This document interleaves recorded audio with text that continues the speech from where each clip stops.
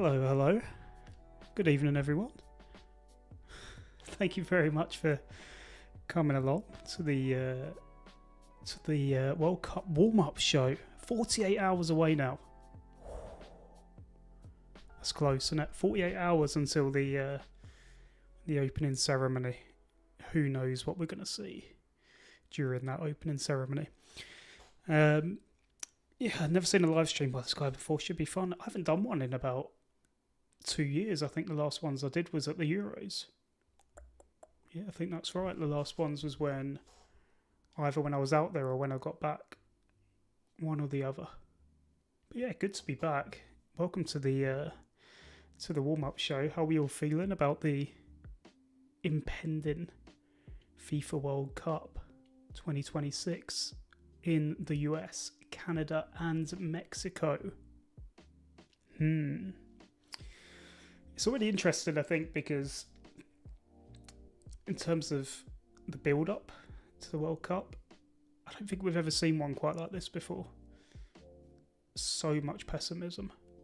And we saw a lot of that in Qatar, but for different reasons than what we're seeing now, I think. What we're seeing now. Yeah, the opening ceremony is going to be horrific. I'm so sure of that. But they're never good anyway, are they? There's never really been a great opening ceremony to a World Cup. I can't think of any that really stand out or that were memorable in any way. And I'm sure it'll be very much Trump inspired. But yeah, outside of that, I'm really up for it. I'm really ready for this tournament. I think in the last few months I was thinking that I probably wouldn't be. I had a lot of bad thoughts really going into it. Just with it being in the US, the times, the weather, the politics. I thought, this is gonna be, a slog to cover. But now that it's here, I'm really looking forward to it. Really looking forward to it. I think the groups are great. I think there's so many storylines already going into it that's going to be absolutely fantastic. And I just can't wait for that. But yeah, wasn't up to it until this week. Me neither. But this last week sort of come around since the preview video went out. And now I just can't wait. I'm so excited. But yeah, outside factors, we're just going to have to get on with them. That's just the way it is, isn't it, really, with a World Cup like this? That's just the way it is. Same as Qatar, really. And the football over in Qatar was fantastic. So if we get anything like that, then hopefully it'll be all right. But obviously, again, there is fears that the football's going to be rubbish too. The football could be poor. And hopefully we don't get that. Because the last couple of major tournaments we've had have been really good. So we'll see. Yeah, the next World Cup, God, I'll have aged massively by the time that one comes around. Massively. So the main things we're going to be doing on this stream is obviously talking about the World Cup. Can you believe it? I'm going to talk about the World Cup. I'm going to run through my fantasy team. I need to build it. I haven't actually built it yet. I'm not very good at fantasy football, so I don't think I'm going to pick a very good team, but we'll see. If you haven't joined, beneath me is the league code. There is also a Google form in the description of this live stream. If you want to fill that out, that means you'll be eligible to win £50 of my money, because I don't think I'm going to win the league, but we'll see. We'll see. Maybe I will. Maybe I can pull it out of the bag. But yeah, we're going to build the fantasy team. We're gonna go through some predictions. Let me know your thoughts the whole way through. I want to know. Let's pick some madness that's going to happen at this tournament. Anything could happen, right? Anything could happen. Let me pull stuff up on my other screen. So yeah, I'll run through the bracket as well. Obviously I made sort of predictions in the preview video, but I didn't really flesh out those opinions. It wasn't really the place to do that. Although there's been a lot of anger at my Argentina prediction. So apologies if you disagree with that. I think people are upset that I didn't have a good reason for putting them out. and that's true. But you know, I didn't want to bang on too much about Argentina, and I didn't really have the words to articulate anyway. Sometimes you just have a feeling. And World Cups, I think, are made up a lot of feeling and intuition. So there we go. And then it'll be coming back to North America in 2038. Is that confirmed? Is it actually rolling back around to North America then? Hope not. That'd be a bit much, a bit soon, really. World Cup glass, by the way, 2006. On brand. World Cup's behind me as well. 2006. 2026. 1998. As well as there being a Marley shirt just sat behind me.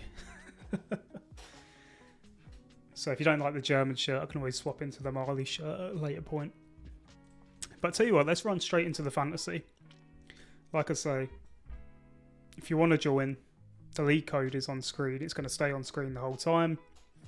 And again, there's a Google form in the description. If you want to try and win the £50 off me, come do it.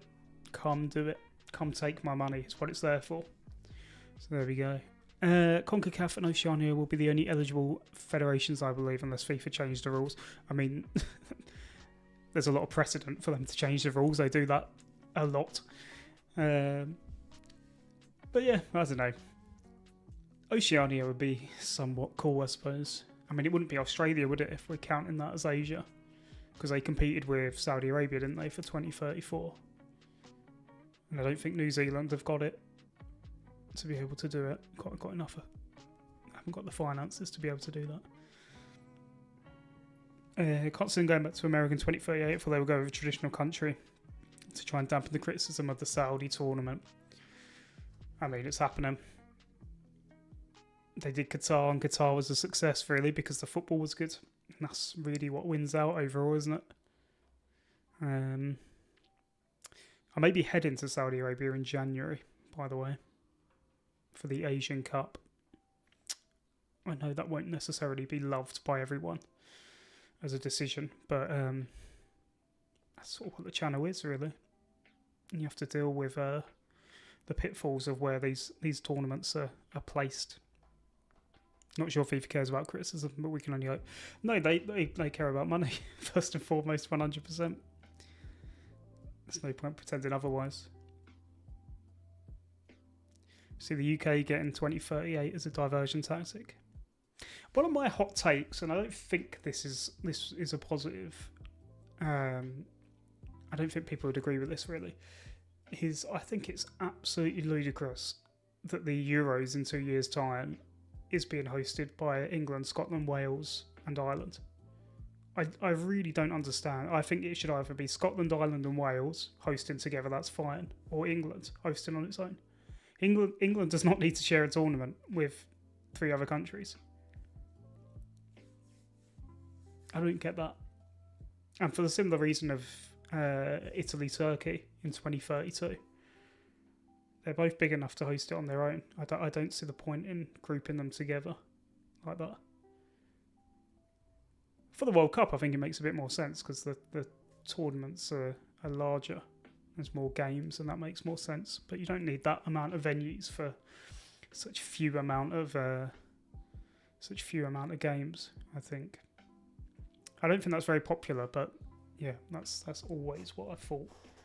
I'm going to attempt to pour liquid into a glass here. Nailed that. Right, let's switch over to the fantasy then.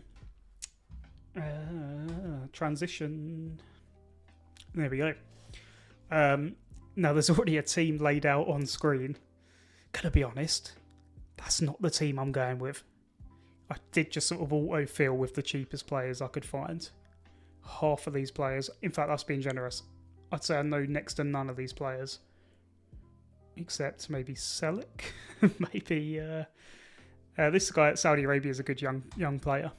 I watched a lot of him in the research to do in the preview video. And Tatif Chong obviously plays in England. I think he's at Sheffield United. Or at least he was at one point. I agree, my guess is UEFA just wants as many countries to host as possible, share it around. Yeah, I get that. That's why I think it'd be nice to do that without the bigger nations involved. Like Turkey hosting on its own or Turkey hosting with, you know, I don't know, Bulgaria or Romania, or dare I say it, Greece. That nearly happened at one point. That's I think that would be better. Scotland, Ireland, and Wales and Northern Ireland doing it together would be great. It'd be great. But sharing it, I think, when you've got a bigger nation already, makes no sense. And maybe that's a good way of alternating it. Is you do Germany, and then you do 2 or 3 or 4 smaller nations, and then you do an Italy, and so on and so forth. If there's any way they're ever going to win the bid because of England being so unpopular, yeah, possibly. But then just don't host it. Just don't host it. I think for me it's a little bit of a shame. It's like travelling around for these, and it's going to be in my own country. So that's a bit of a shame. I want to see Poland host the Euros on their own. Yeah, they obviously hosted 2012 with Ukraine. Poland probably big enough to do it by themselves. It was a weird tournament, Euro 2012. That's one I've not really covered on the channel before, but one I probably will do over the next 1 or 2 years, I suppose. Yeah, weird tournament that. I was really into that tournament as well. I'd have been 14 then. And I remember being really into that tournament. And England were awful. Awful. So were France, actually, and we was in the group with France. And we were both turgid.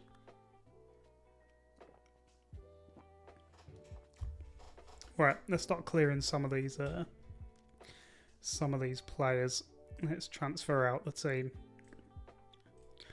I mean, who the hell is Beach? Some of these names. What is his name? Wooden Ski Pierre. Is he not their striker? Is he not the Haiti starting striker? I know he's a midfielder on here, but... Or was that Pirot? I've gone through so many names. Names I've never heard of before. While doing the preview. 2012 was a tale of two halves. Poland's hosting was efficient. Ukraine's was a total mess. Fair enough. I can't say I really remember that, to be honest. I can't say I really remember that. That's probably one I'm due for a rewatch. That's probably what the video will be. It'll probably be a retrospective of the tournament as a whole, because I really need to go through and rewatch some of those games. Because I've done Euro 2004, I've done Euro 2008, so I think it is the next logical step. Although generally, I tend to just pick whatever I'm interested in at the time. I'm a rubbish YouTuber because I should really do stuff that's popular, and I just can't be bothered. Just can't be bothered. If I was a good YouTuber, I'd have made the Sven Goran Eriksson video by now. But I just don't wanna. I'd rather wait until I'm actually interested in the topic and do it then. But, you know, that's not what it's for. Right, let's have a look. So we've got £100 million budget. I know what's really important in this. I've done a little bit of research, not loads to be honest. But I know your whole squad being good is really important. I am also going to need... I'm going to probably have to bring this over to another screen. Just for my eyes only. So I need to look at the World Cup schedule. Issues at the borders between two countries, which may not be in the EU. And then not creating any special passes. That seems like a real big missed opportunity. I don't think that'd happen now. I think for all of the faults you can have with UEFA, generally they've been really good in the last few years for organising events. The Euros in Germany was unbelievably seamless. At least from my perspective. I was only out there for a few days. But it was unbelievably seamless. Tons of backlogs for fans trying to get across. Yeah, that's a bit rubbish, that. So what's really important, I think, to look at in terms of building this team is you need to be looking at the first 2 match days. Now, I have had a play around with some also this website. Why does it take multiple clicks? Just horrendous. FIFA, what are you doing to me? What are you doing to me? So I know it's important to have players that are going to be starting the first 2 games, or at least have good first 2 games. Haiti has players named Experience, Fortune, and Providence. I mean, that's as good as Omen as any, right?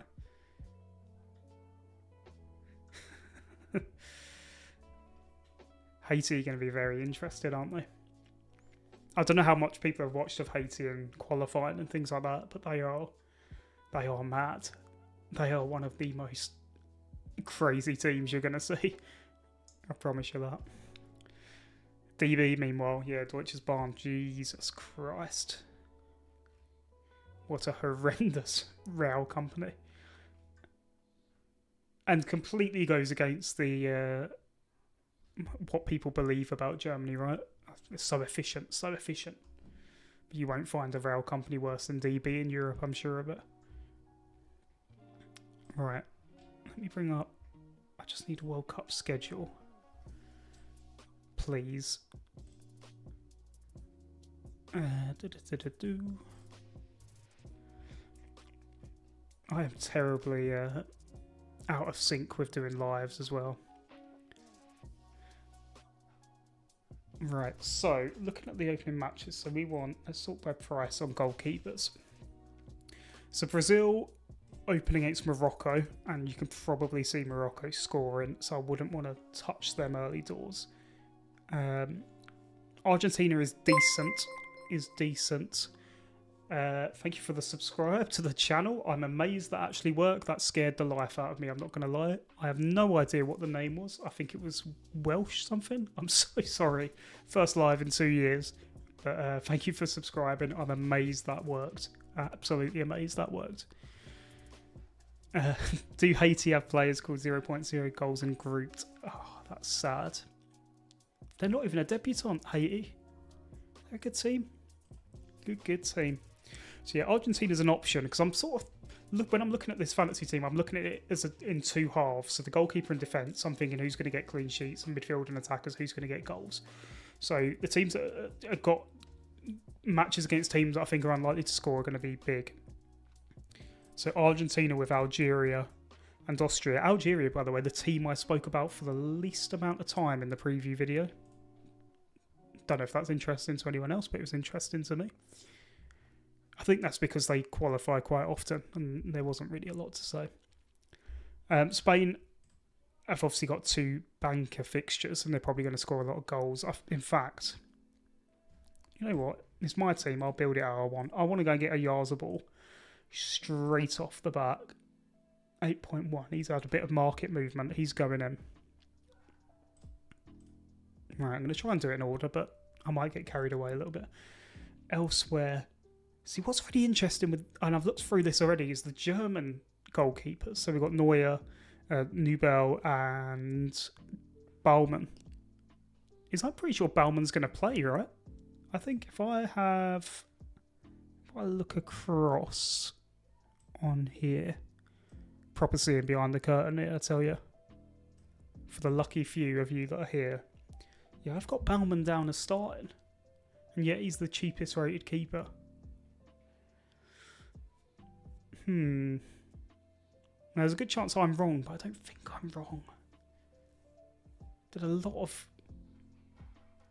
research, and I'm pretty sure Baumann is going to be the one that plays. So I'm really tempted to get Baumann. Galindez I like as well. I don't think he's the best keeper going. He's about 40, I think, as well, Galindez. Is Ecuador love a 0-0? They love a 0-0. Don't score many. And they're missing Moises Caicedo for the opening match against Cote d'Ivoire, Ivory Coast. Yeah, I'm very tempted by Galindez straight off the bat. I have Yarzabal too. Yeah, I think he's going to definitely be amongst it. And just based off value, I think, when you're looking at the value of the players, Yarzabal is much cheaper than, say, Lamine Yamal and Pedri and things like that. So I really like him as an option. I'm really tempted for Galindez, just straight up, because they've got Curaçao after. Purely off guesswork on my predictions, which are totally sensible. Don't question me. They're the worst predictions you'll ever see, chat, by the way, from Scissor Sisters in the chat. He sent me his tournament bracket and it's horrendous. Was it Panama versus who in the third place playoff? I had Neuer, but the Fantasy Bros said money should be spent elsewhere on the squad. I chose Kerbal and the Ecuadorian keeper Galindez. See, if the fantasy guys are saying Galindez. Yeah, okay, Galindez, we're locking him in. I like Ecuador as well. Brilliant defensive team. They've obviously got Pacho and Hincapié as well. Superb. Hi, I better join your league. Yeah, please do. The league code is below in the description. There's a Google form if you want to be eligible to win £50 if you top the league. Feel free to come and be a part of it. I'm building my team live now, so if you want to just copy my predictions, and then you'll probably win the league. So, elsewhere though, okay, Galindez I'm locked in on. I've been convinced by one person telling me that the fantasy boys like him. Elsewhere, is there anyone else? Ruff's really interesting. I don't know if he's still uncapped. But he's been called up to the Netherlands squad. He's going to be their number one, and he didn't have a cap before June. He might have had a cap now since if they played a friendly with him. I don't know if they have or they haven't. What about Lamans? Lamans has Egypt and then Iran. Oh wait, no, Courtois, isn't it? Because he's back. I keep forgetting Courtois is actually going to be. He's actually going to be knocking about this time. Also running the fantasy league at my workplace, so you got to win that as well then. I don't have subscribers that are losers. They have to be winners.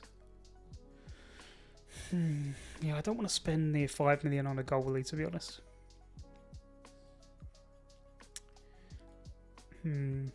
Where's Switzerland's keeper then?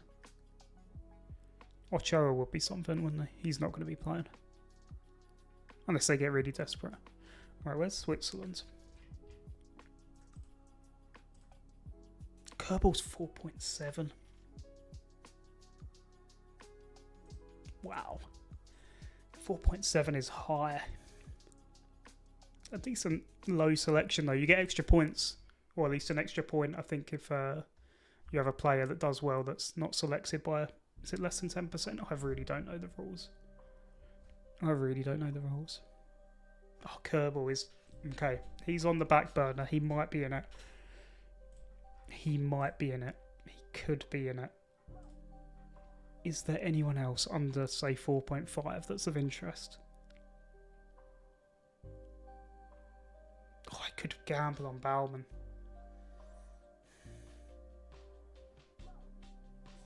Because he's so cheap and they've got Cape Verde and Cote d'Ivoire. Well, it's a bit of a risk, isn't it, taking two goalies from the same group, right? Is that a risk? I don't know. You can show everyone if you get time. I'll take the risk of being exposed as a fraud later. When we go through my own bracket, which is sitting here, maybe we can look at the absurdity that is your bracket. Netherlands? Or Nylands? Oh, Senegal, isn't it? Yeah, they're the group of death. Oh, this is difficult. How do people win at this? Who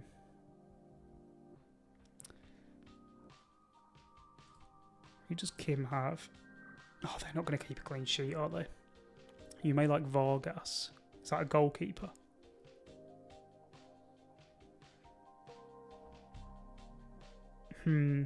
Okay, for now I think I'm going to go Bauman. Oh, am I? Oh, this is awful. I hate it. Who's Roef Scott? He's owned by no one, by the way. So that's clearly a terrible pick. Yeah, what's your strategy? I haven't got one.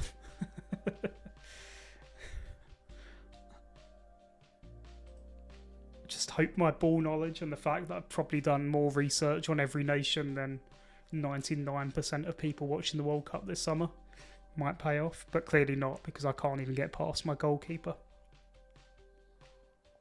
Right, we're going Bauman for now, but we're going to put a pin in that. We're going to come back to it. Okay. Bauman and Galindez. Let's look at the defence. straight off the bat. Hakimi's the most expensive. Didn't know that. Is Bauman sure to start?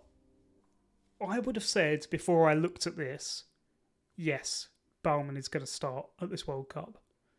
But the fact he's the third highest priced goalkeeper makes me think that maybe I'm wrong.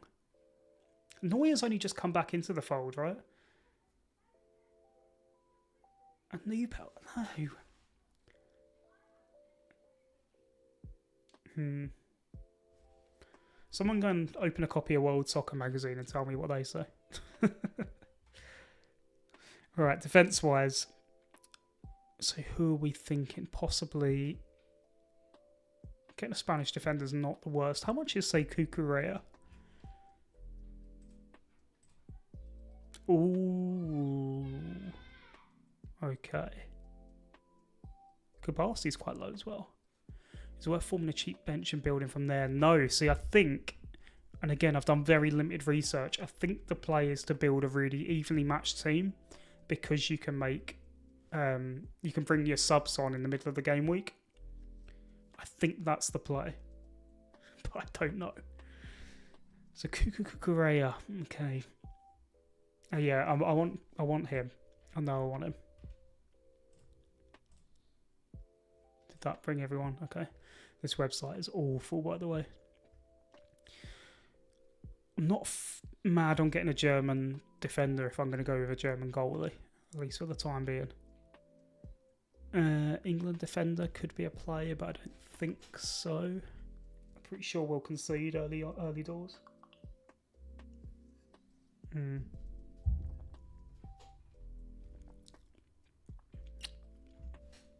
Who else? How do Uruguay... they play Spain last. That's interesting. That's interesting. Does that mean someone like Varela is a good shout? 4.2 or Oliveira. I think I'd have them both to start, right?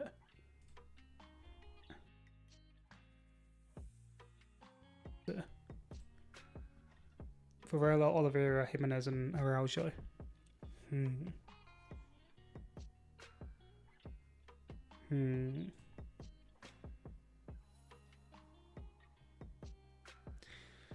Kimmich, yeah, very tempted to get Kimmich. That would be a potential German option. I think I want to get Varela. Or Oliveira. Is Oliveira a bit more likely to start? Maybe. Let's go Oliveira for now. Have Spain until the last game. I could get rid of him by then. O'Reilly is the best option.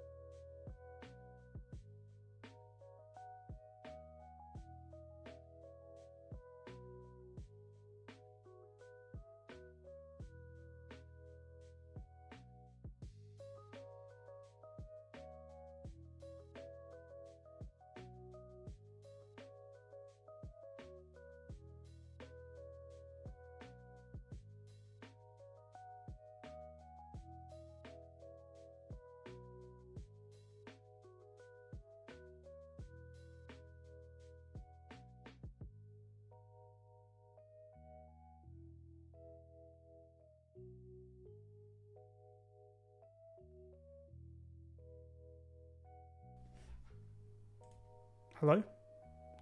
Did I...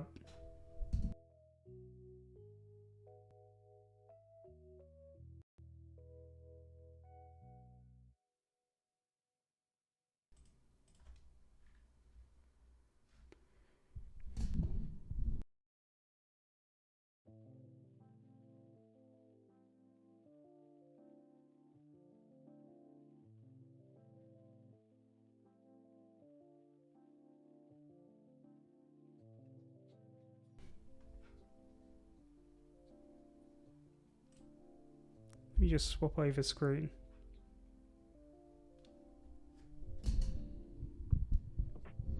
Back on. What? I have no idea what happened there. What an absolute amateur, eh? Right. I think I was saying I wanted a Swiss defender.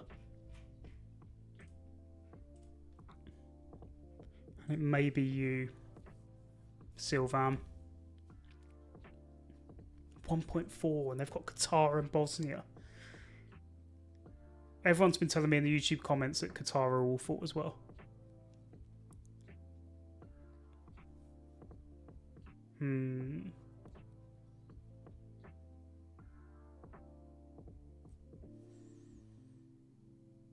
Vidma's down to play, right?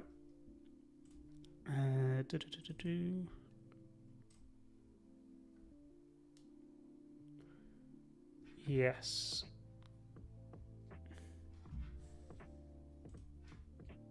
I'm trusting my own notes here as well. Don't love that from me.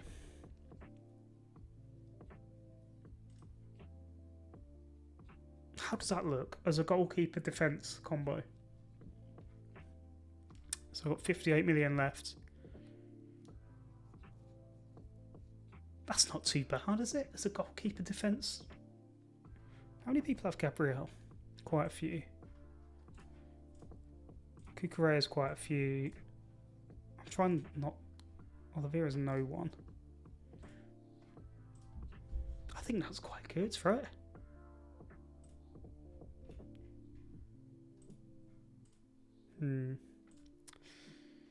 Right, let's do the midfield.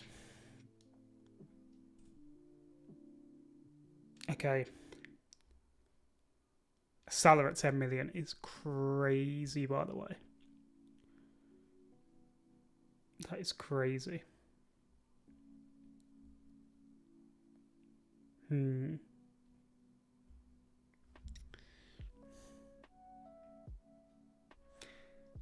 Diaz. Oh, Diaz is very tempting for Colombia. Hello, big fan of the channel. Thank you. Who's your prediction for the winner? I think it'll be either Spain or France. I've got Spain myself. I've got Spain down as the winners. And the reason is, in fact, let's quickly switch to the other screen.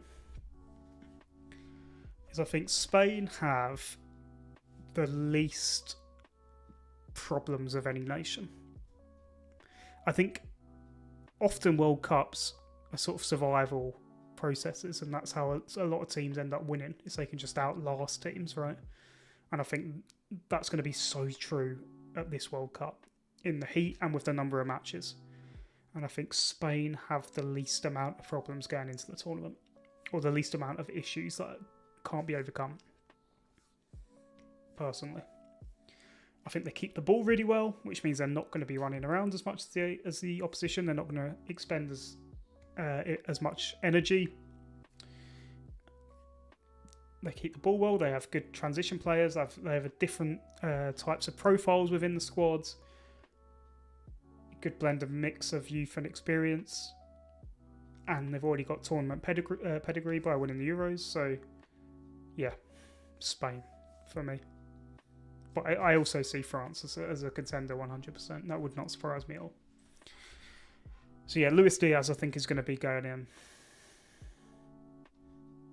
God, look at Colombia's opening 2 fixtures. Diaz is on fire. Yeah, we love Diaz, I think. Yeah, I think Spain or France. Spain are solid all around and are more used to the sunny climate. Exactly. Yamal's fitness could be an issue. It could be. It could be. I think he'll be all right by the time the tournament actually gets going. And even if he's not, they'll probably be all right for at least most of it. If they need to keep him fresh in the group stage, I don't think that's going to be too much of an issue. I think that's also a big thing as well. Again, I think if I just switch back over to this screen, and sorry I'm flipping between screens like crazy, but if you look at Spain's group, so down in Group H, Cape Verde, Saudi Arabia, I think are both pretty poor quality teams. I think both of them are going out because I don't think their third place team's going through. And Uruguay are very much primed to be one of the teams that has a meltdown, that completely implodes. So I think Spain come through that group so easily. So easily. I think they're qualified in first place after 2 games. You know? So I think they can afford to be, you know, if they can build into it slowly. And that's so helpful. Because they had that in 2010 as well in South Africa. They lost that opening match with Switzerland and it didn't matter. It didn't matter. It never matters. You can always take a group game off. Teams do it all the time. Argentina lost to Saudi Arabia at their last World Cup. It didn't matter. Because by the time the tournament gets there, it's fine. Uruguay squad is bang average. It's not their best team. No, it's not the best Uruguay team we've seen. Yeah, pretty much guaranteed first. And with some of the other bigger nations, that's not guaranteed, right? France have a tricky group. You slip up and lose in one of those games, that could be detrimental. Argentina have a good group, so that's fine. Portugal could have some problems with Colombia. England could have problems with Croatia. The Netherlands are going to have problems with Japan. Germany are not at the best. Brazil, Morocco, that's tough. So I think that's just the way it goes. Yeah, Spain lost in the groups in 2010. Exactly, they lost to Switzerland. It doesn't matter. Doesn't matter. You can throw a game in the group when you're really good. So I think they're absolutely fine. And Spain play Uruguay. Is it last, isn't it? Spain play Uruguay. Yeah. Chilling. They'll be through by then. But I tell you what, yeah, if Uruguay lose to Cape Verde or Saudi Arabia, I think they might have a meltdown. Because there's already so much discontent with Marcelo Bielsa. Very clear a lot of the players are not fans of Marcelo Bielsa.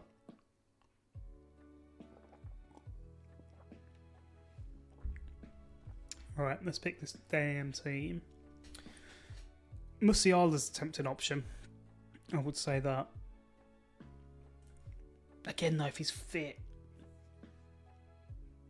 I haven't watched a lot of Musiala this season, but I watched obviously the Champions League knockouts and he wasn't really about it, was he?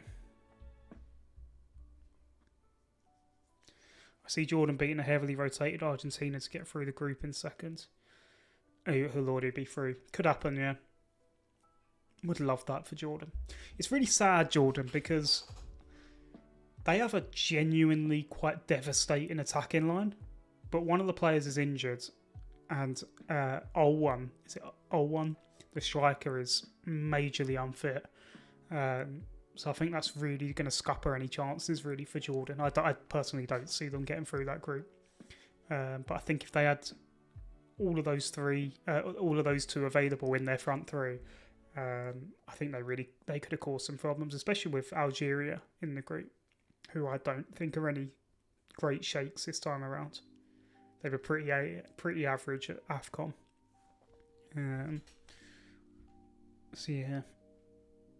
Erdegaard's a cheeky number, isn't he? Luis Diaz is a good midfield option. Joined the league yesterday. Thank you. Best of luck. Hopefully you've signed you've done the Google form to try and win £50 off me if you win the league. Luis Diaz is a good midfield option. Yeah, I'm all over him, to be honest. Colombia have 2 brilliant opening matches. Do we want a Portuguese midfielder? What was Bruno Fernandes? 8.5 doesn't seem that much for Bruno Fernandes. Is Bruno on corners? Does anyone know if Bruno's on corners? Is Bruno on corners? Not a clue. I'm going to put him in anyway. What do you think are going to happen to Scotland? Scottish, nice to see us going out in the groups. Right. This is just the explanation screen at this point. Scotland's got a very tricky group, and I feel for them in that scenario because getting Brazil and Morocco is really tricky, and I can't see anything but 2 losses to those 2 opponents. Now, the big match is the one with Haiti. Obviously, if they win that, they're probably going through. Objectively, they should win it. The issue I'm finding with Scotland is Steve Clarke, and how he sets up at tournaments drives me crazy. It drives me crazy. I've never hate watched like I did when they played Germany at the last Euros. I hated how he set up. And I think with a team like Haiti, who are also going to feel this is the match they can win, and to have proper chaos energy, like real big chaos energy. I've watched their qualified matches. They are a mad team to play against. They will attack like non-stop. Then I'm really struggling. I'm really struggling to see Scotland getting through because I think that match, I don't think they'll win that match. Which is madness because they definitely should. And I love so many of the Scottish players. I think McTominay is fantastic. I love McTominay. I think he's brilliant. I think John McGinn is brilliant. Because he's Scotland finessing a 0-0 draw with Brazil. Mainly because Brazil are going to be horrific.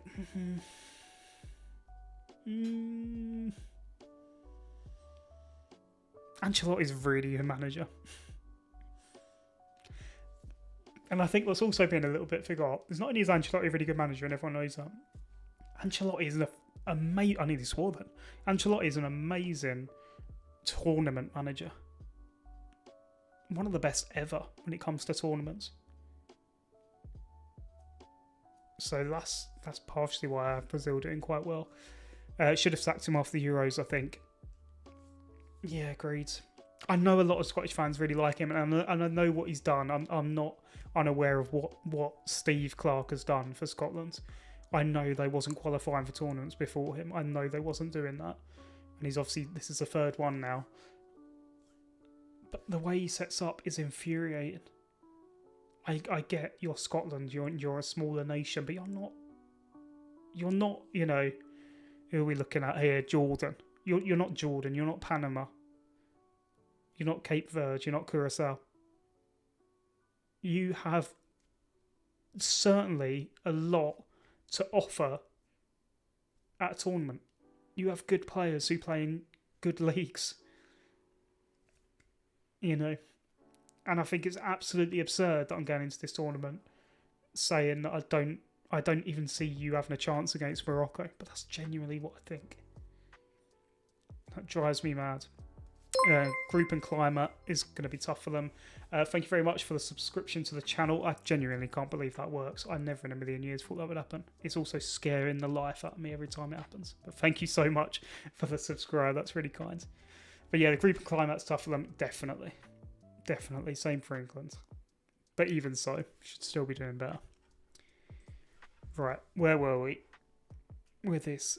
I'd love to pick Jude Bellingham as well, but I think there's a chance Jude Bellingham's not going to start. And that's really winding me up. No offense. Jude Bellingham is the 2nd name on the team sheet for me. Maybe 3rd behind Pickford as well. Pickford and Kane. If he doesn't start Bellingham, that will do me in, that will. Who else we got? Wirtz is an option. He's actually cheaper than Musiala.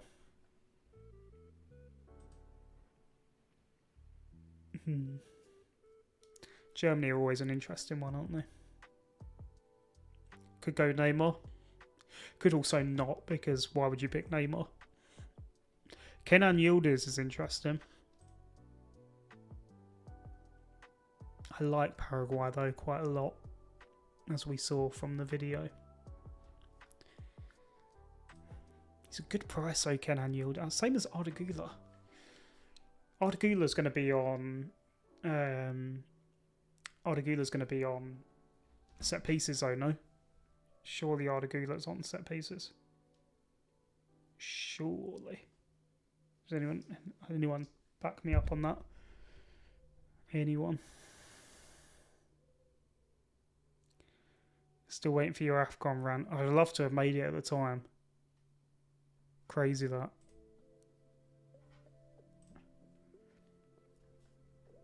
AFCON was just awful. It was just awful this year, wasn't it? Is there anyone else cheap option that I like? Kubo's an interesting option, but they start with the Netherlands, so I don't love that. Ruben Vargas from Switzerland. Could be tempted. I'd rather go with Ndoye or someone though. James Rodriguez is almost certainly going to start, by the way. Which is a bit mad, isn't it? Also, this guy, Jesus. I know I've just been slandering Uruguay quite a lot. But this guy's form is unbelievable. He could make a real impact. He's a number 10. And Bielsa doesn't normally like to play number 10s, but he's basically forced him into it by being so good for Uruguay.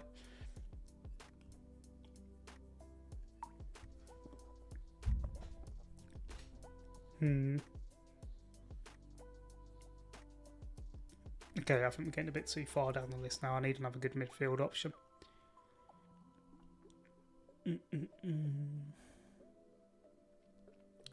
Doué, Rashford. Rashford's an interesting one. Do you think Rashford's getting a start over Gordon? I think he should, personally. Any other World Cup theme videos coming out soon? I don't really know what the next video is going to be, because generally the World Cup actually happening takes up a lot of my attention. There'll probably be more live streams, I'll tell you that much, during the World Cup. I do want to do some more live streams if people would be interested in more live streams. I'd like to do more live streams. First time I heard about it, I'm guessing that's about AFCON. Yeah, I couldn't believe it. That's just, you can't decide a winner of a tournament in a courtroom or on a, panel. It's just madness. Okay, who else do I like? Rafinha. Do I like Rafinha? Maybe. Don't want Saka. So I just want Yamal. No, because I don't like his fitness. Vinny I'm worried about as well. He could be a bit of a flop, I feel like, Vinny. We've got Bruno. Dani Olmo. Big fan of Dani Olmo. Won't be picking him here though. What about Argentina's Almada? That could be a bit of a crazy pick, but I'm pretty sure he's going to start on the left wing.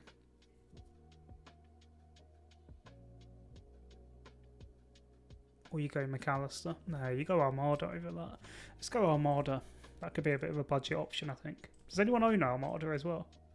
Next to no one owns them. Okay. That scares me a bit. Doué's quite well priced, isn't he? Doué play? It'll be Elise, Dembele, Cherky probably, won't it? Behind Mbappe. It's a no. Probably not. Oh, Goulet I'm tempted by. How much money have I? Okay, I got 4 positions, 35 million. So that's about 7.85 million per player. Who had me doing maths on their bingo card? Could get Captain America.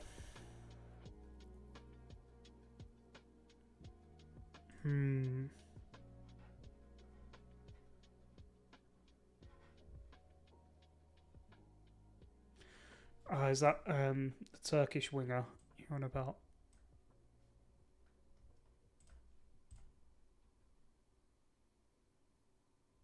Or was he a striker? Sorry, I'm unsure on that one. Is Bauman set to start over Neuer? I don't know. I thought he was, yeah. I thought Bauman was certain to start ahead of Neuer. And now this stream has freaked my head out a bit that maybe he's not going to start.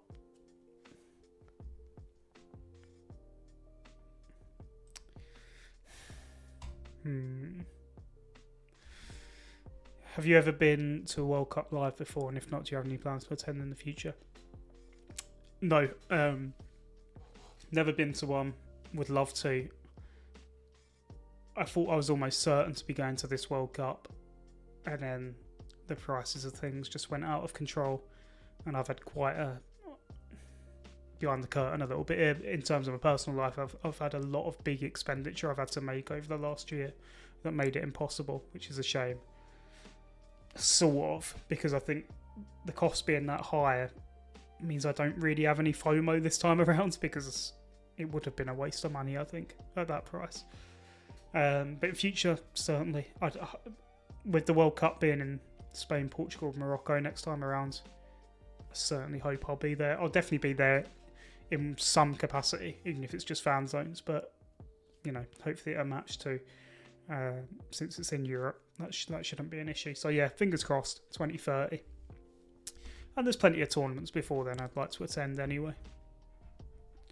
You know, I was at the under-21 Euros last summer in Slovakia. I was in a town called Nitra, in an Airbnb there, drinking in a pub there to watch the under-21 Euros. If there's an international tournament on the go, I will try and be there. Definitely be eyeing up plenty of Euro 2028 tickets. I bet though, yeah, 100%. A mixture of venues would be good as well if I can get around. I'd love to obviously do one in Dublin, especially an Ireland match. That'd be great. But again, the only problem with that is I'm always a little bit fearful of taking tickets off an actual, you know, if I was to go to an Ireland match in Dublin, that's an Ireland fan that's not going because of me, and that's a bit of a shame. That's a bit of a shame.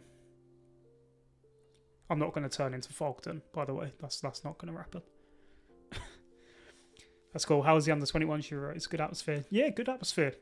Good blend of people. So I saw England versus Germany out there, and I saw Spain versus Italy, and both matches were well supported, and the atmosphere was good. People were friendly. I've been to Slovakia a few times. It's a country I like a lot.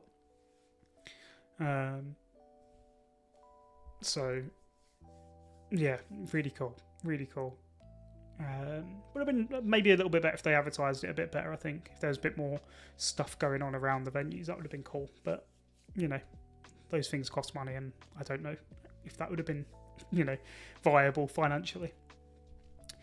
I'm in Dublin. A match here would have great atmosphere. Yeah, I know it would. It's okay, I give you the pass. Fair enough. But no, I could not be a Fogden. Do not ever expect me to start posting YouTube shorts of... I mean, we've all seen that Nigeria one he done about Adamola Lookman, haven't we? So... that won't ever be me. That won't ever be me. Come to Newcastle. I've never been to Newcastle. I've been to genuinely most places in the UK, to be honest. Most places in England, at least, but not Newcastle. Although you said you nearly spotted me there once, right? I remember that. What is the Germany shirt you got on? It's the 1994 German shirt. And also behind me is a 2023 Mali shirt. Shout out Mali. My favourite African nation. I don't know if it's a bit sacrilege to wear a Germany shirt just before a World Cup when you're English, but I've done it now. Right, we need to pick some more midfielders. I need to find some good ones. Who do I actually like? Sadio Mane was brilliant at the AFCON. Doku's in such good form as well. Yeah, Doku's in. Let's get a bit fast-paced on these now, because I realise I've been live for an hour already and I've not even built this team yet. How much have we got left? 27 million. I've got loads of money. Let's skip to the attackers. Who do I want? I'm pretty sure I want Haaland and Mbappe. Or do I want Kane? Do I want Haaland and Kane?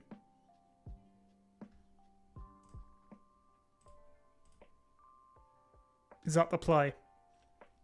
Chat, help me out.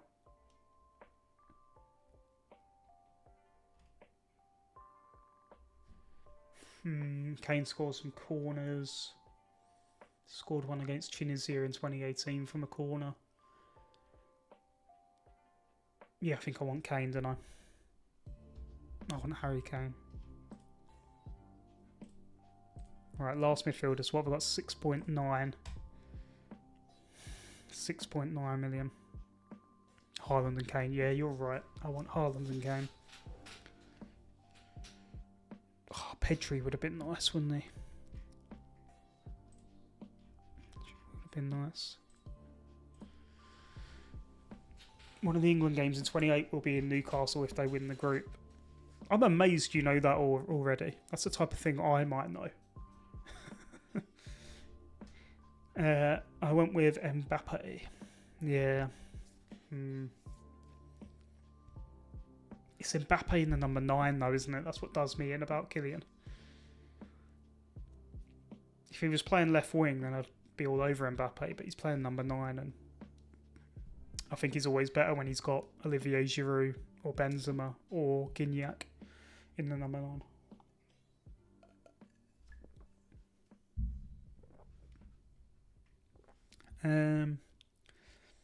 When Fabian Ruiz turned into the best midfielder ever about 2 years ago. Good times. Okay, so there's not really a Spanish option for the price unless I cut down somewhere else, but there's nowhere else really I'm overspending, I don't think. Kane has Croatia, which is tough, but Kane just scores non-stop, doesn't he? It's Harry Kane. What's he scored? 89 goals this year or something. And he's on penalties, and England always get a dodgy penalty in the last sort of 10 years or so. How unbiased is that, by the way, for me to say that? I hope that means my opinions have a little bit more validity behind them when I say stuff like that. Oh, we just missed out on Gula. That's who I was tempted by. Is that the play, and then we find 0.1 million somewhere? Can I get Varela instead of Oliveira? Is that what I do? That's how that works, right? And then that's my team. Where are we? Uruguay. That's right. Get out. Is that the team, chat?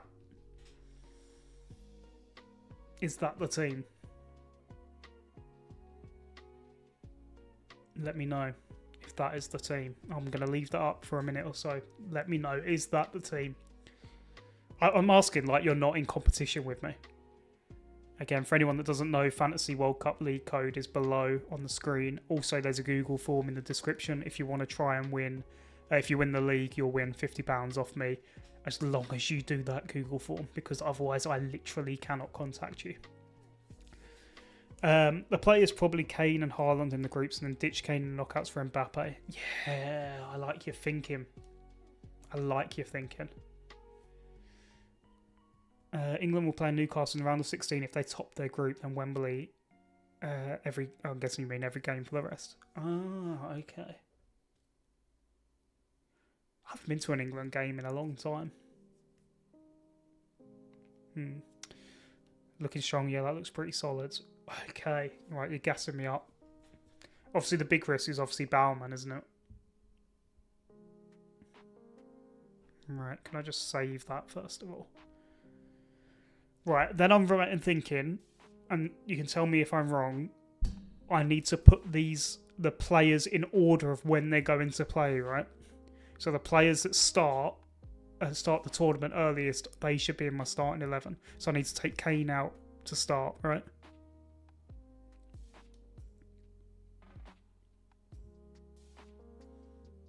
I'm a bit worried about Haaland's fixtures. I mean, his opening fixture's fantastic. You can't really moan at that, can you?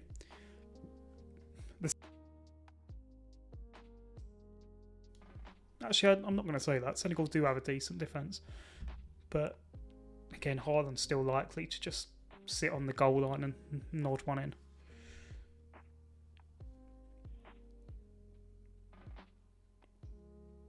So, yeah, I think I need to take Kane out for, say, Vidma. Diaz out, who plays late. Spain play quite late at Group H. Portugal Group J or Group K, one of those. Maybe Nuno Mendes comes out.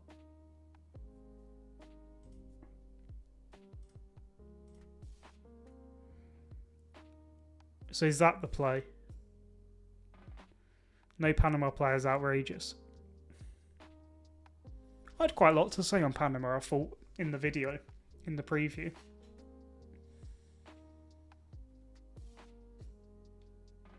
I do think they're going to be a lot better than 2018 Panama. They were very much, and I said this in the video, they were very much like competition winners in 2018. But I think they'll be a lot more competitive this time around because they've had the same coach now for 6 years. So.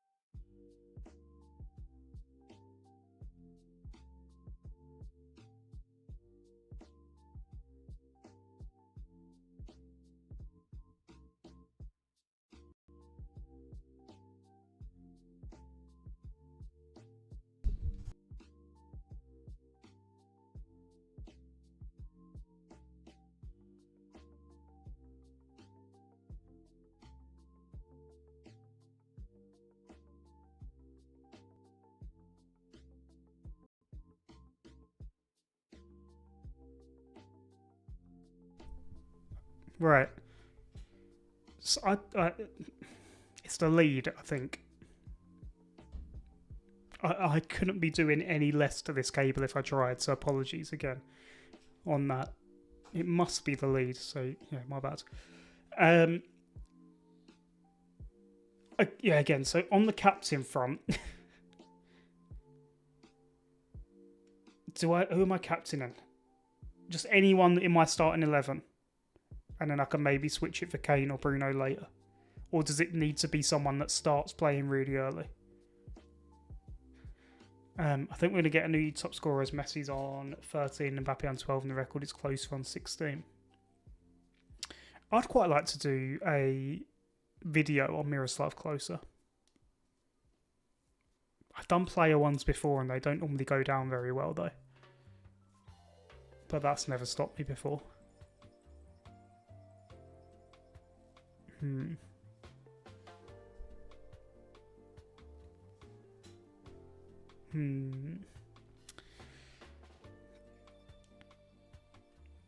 Right, well, I'm locked in on that team anyway, whether anyone tells me who I need to captain or not.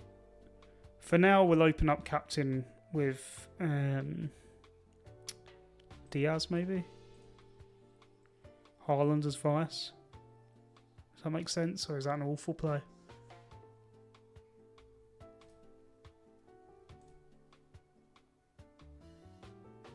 I think I've got quite an interesting team, to be fair.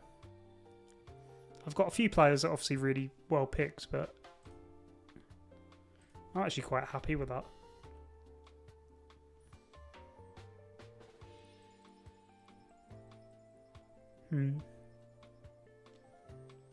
That's a good mix. Shame not to have any of the African players, though.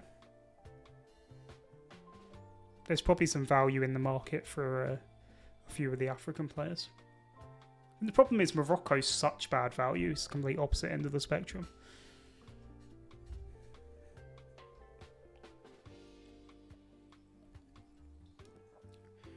Right, should we run through my bracket then? Let me switch over screens very quickly. Right, I'm going to bring up my bracket. I just want to make sure that it's all in order. Now, obviously, we can see the sort of teams on screen around me. Picking the bracket's really hard because of the third place system. It's so hard to know what's going to happen and who's going to end up where.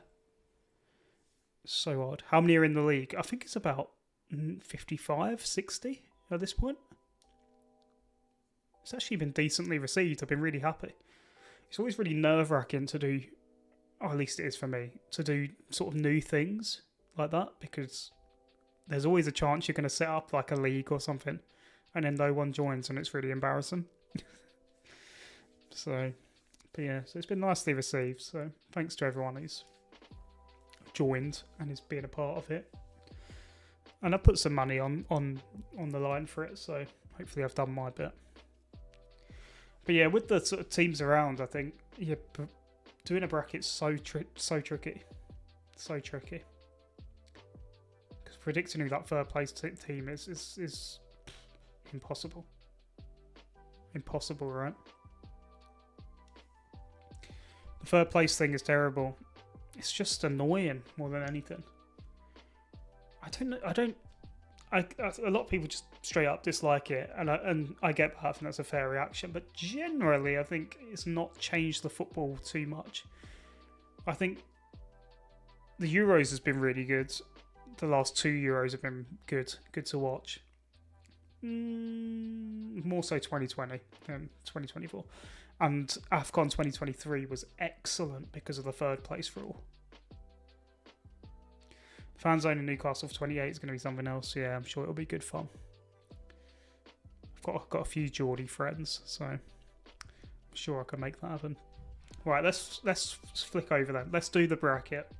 I've already got it done because if I tried to remember this, I would never be able to. So this is my bracket. This is what I use to decide the preview video, how I'm decided my winners. So I'll run through my thoughts in terms of how I've got to what. Let me know where you think I'm wrong. So Group A, I've gone with Mexico as winner, South Korea, the Czech Republic, not calling them bloody Czechia, South Africa in last. Now Group A is so hard to call.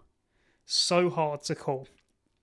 Because those teams are so evenly matched. And they're good for different reasons. Mexico are hosts, and that's obviously going to be a massive thing. And they've generally got good World Cup pedigree. South Korea are always at World Cups and so often get through the groups, as well as having star quality in the likes of Kim Min-jae, Heung-min Son, Lee Kang-in, Hwang Hee-chan.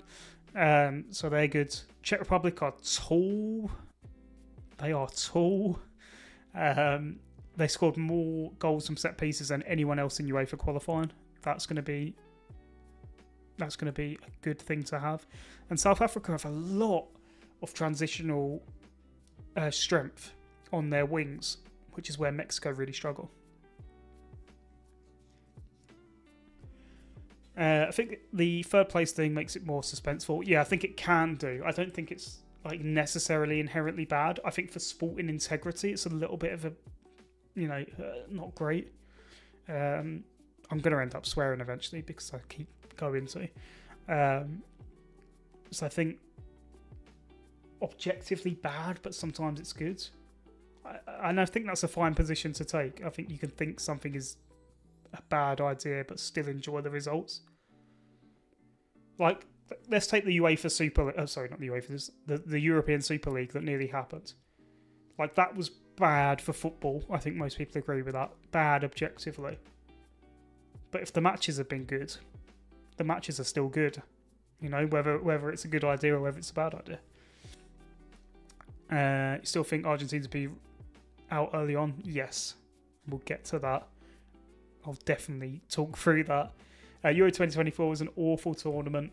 In fact, we got to the final of how poor we played. It says everything about the quality of football in that tournament. Yeah. True.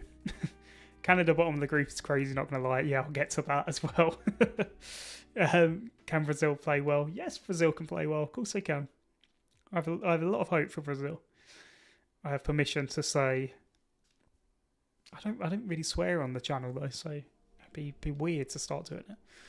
So yeah, my thinking in terms of Group A is Mexico top the group. They are hosts. I believe they'll start quite strong with those home crowds, and that will get them through. I think South Korea generally probably have the best quality within the group. Overall, Czech Republic are good from set pieces, but I still have them as going out. South Africa, I've got in last, and I feel bad putting them as that because at AFCON in 2023, South Africa were great to watch. Were absolutely great to watch. Loved watching South Africa. Best footballing side at the tournament, 100%. And I think they can cause real problems, especially against Mexico in that opening game. That's going to be a massive determiner of this group, is that opening fixture, the first game of the World Cup. Because Mexico are rubbish on the wings. Absolutely rubbish. And South Africa are great on the wings. It's their biggest strength. It's the biggest strength versus the biggest weakness. So if South Africa can get a result out of that, and let's be honest, they're going to want to, after, they were denied victory in their World Cup when they hosted. So they will want to be the spoilers to Mexico. So Group A is really hard to call. Group B. Switzerland in top is what I've gone for. I think Switzerland are really good. I think deservedly rated. I think they absolutely deserve to be put in top spot. I don't think there's even any arguments for that. Bosnia have great wingers, have fantastic wingers. They throw in so many crosses in the games I've watched. Their volume of crosses they put in is unbelievable. And I think Canada, who are now missing their best centre half, or at least one of their starting pair, and Qatar, who are suspects in the air, 100%. I think Bosnia will get the better of them both through that. Now I have Qatar ahead of Canada, and I've had a couple of back and forwards with people about Qatar, and I get it. They were rubbish in 2022. They were rubbish. It was their home tournament, and they choked it. But they've won the last 2 Asian Cups. They beat Japan in the final of the Asian Cup, and we all think Japan are pretty good, right? So if Qatar are beating them in finals, Qatar can't be that bad. Can't be that bad, surely. And that's my thinking. Is Canada have a few fitness issues. They're missing one of their starting 2 centre-backs. And hosting a tournament is pressure. It's pressure. And Canada have never scored a World Cup point. They've qualified. This is the 3rd time they've been at a World Cup. The last 2 times they've lost all their group matches. I think Qatar are a problem for Canada. I really do. Did you watch Dear England's? No. I've seen some clips of it. It seems really odd. South Africa wasn't strong enough for Egypt's handball, though. No, they wasn't, to be fair. No, they wasn't. To be fair, Qatar's Asian Cup wins have been very suspect at times. 2023, yes. 2019, no. In 2019, they played really good football and deservedly won it. In 2023, it was very much backs against the wall. But I like that as well. They won it in style, and they won it with backs against the wall. 2 different ways. And in the middle, they choked their World Cup. So there we go. Group C, Brazil, Morocco, Scotland, Haiti. Locked in. Canada 4th, genuinely crazy. Qatar hasn't beat a top 50 side outside of Asia in over 5 years. Yeah, that's incredibly true. I just think, and I get people don't agree with this, and my opinion is unpopular, and I completely understand that. I think they're very evenly matched. I do. I think they're evenly matched. Other than the fact that Canada obviously has bigger stars. Obviously, Alphonso Davies and Buchanan and Jonathan David are bigger players. But outside of that, particularly defensively, I don't think there's much in it. And I may be wrong. Of course, that's what most people think, but I'm wrong, so that's fine. So yeah, Brazil, Morocco, Scotland, Haiti.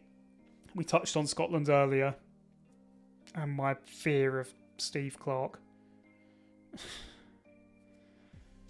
So I'm guessing, generally a lot of people haven't watched a lot of Haiti. I've watched a fair few games at this point, and Haiti are bonkers. They are going to be so fun for the neutral because they do not play conservatively. They may be forced into playing conservatively, but the manager will not set them up to play conservatively. Never, never, never. So they will be brilliant for the neutral. And Scotland, under Steve Clarke, are so conservative. Morocco is still very good, still a very good African nation. And Brazil, again, a lot of talk about Brazil not being that good, and people aren't really rating them heading into it. Carlo Ancelotti is such a good manager. Such a good manager. And who's the manager that's got the best out of Vinny? Ancelotti.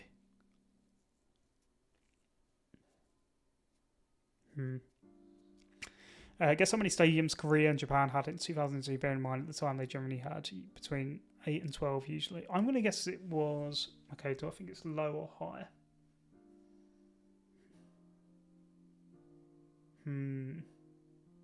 Stressing me out. It's got to be mental, right? It's going to be like 16, you're going to say, innit?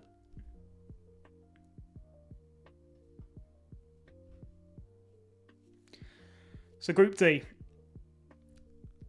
Again, another one that's had people talking because I really like Paraguay.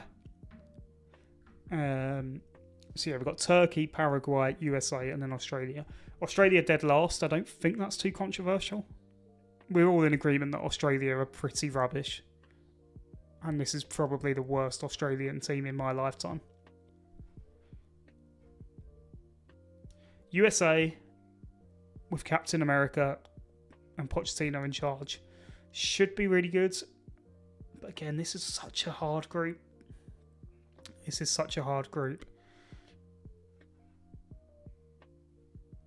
So basically, I'm going to be very specific on this group. I think Turkey wins the group with 6 points. Do I think that? No, sorry. Turkey wins the group with 7 points. Paraguay gets 5 points. USA gets 4 points. Australia gets 1 point. 0 points. Whichever one makes sense there. So, because I think they all destroy Australia, really. Paraguay are so good. So let me bring Paraguay up. I just love this Paraguay team. Look at this Paraguay team. And I know Enciso's out, and that's a big shame, but this is such a good 11 for a World Cup like this. They had 20 stadiums. That's crazy. Why did they have 20 stadiums? Ridiculous. That must have cost a fortune. This is such a good Paraguay team. That's going to be so hard to beat.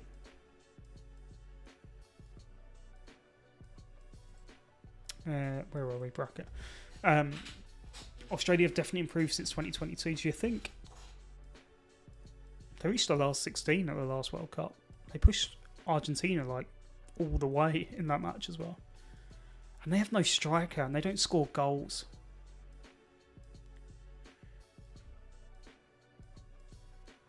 Again, happily hear your thoughts on that, but I just don't see a lot of love for them. But yeah, Turkey, absolute quality as well. Some great players. Expecting them to have a really good tournament. 100%. Group E. So, I've got Ecuador to finish ahead of Germany. That's making me shuffle in my seat because I feel uncomfortable even saying that. Especially wearing a German shirt. Very sorry to Deutschland. A country I used to live in as well, so very sorry. But Germany aren't great. Again, it's one of those where I can see Ecuador just squeezing them out. I can see Germany again finishing on like 5 points and coming seconds and drawing against Ecuador and Cote d'Ivoire. And West, I see Ecuador winning against Cote d'Ivoire and against Curacao and then drawing with Germany. So that's pretty much the thinking there. That's pretty much the thinking. Again, Ecuador have a fantastic defence as well. Pacho in Hincapié. Where are we? Where are we? Ecuador. That defence with Caicedo coming back in is fantastic as well. The big issue is going to obviously be goals. They didn't score a lot of them in qualifying after a while. Oops, wrong one that. Group F. They've undoubtedly got a better squad. Fair. Motori, their strikers doing brilliantly for Norwich. Some of their defenders are playing in pretty high leagues, which is good. Yeah, their centre halves are pretty strong. Torre, the striker's doing brilliantly for Norwich. He is. I watch a lot of the EFL because I'm a Peterborough United fan. But he's not really played all that much for Australia, I think I'm right in saying. But yeah, Group F. I know a lot of people have Japan to do very well at this tournament, and I was very clear in my video that I think Japan are very overrated. Sorry, everyone keeps saying, "Oh, it's driving me crazy," about Japan being the surprise package, about them being the underdogs, and they're going to be this tournament's. If everyone is saying it, they can't be underrated. That's not how it works.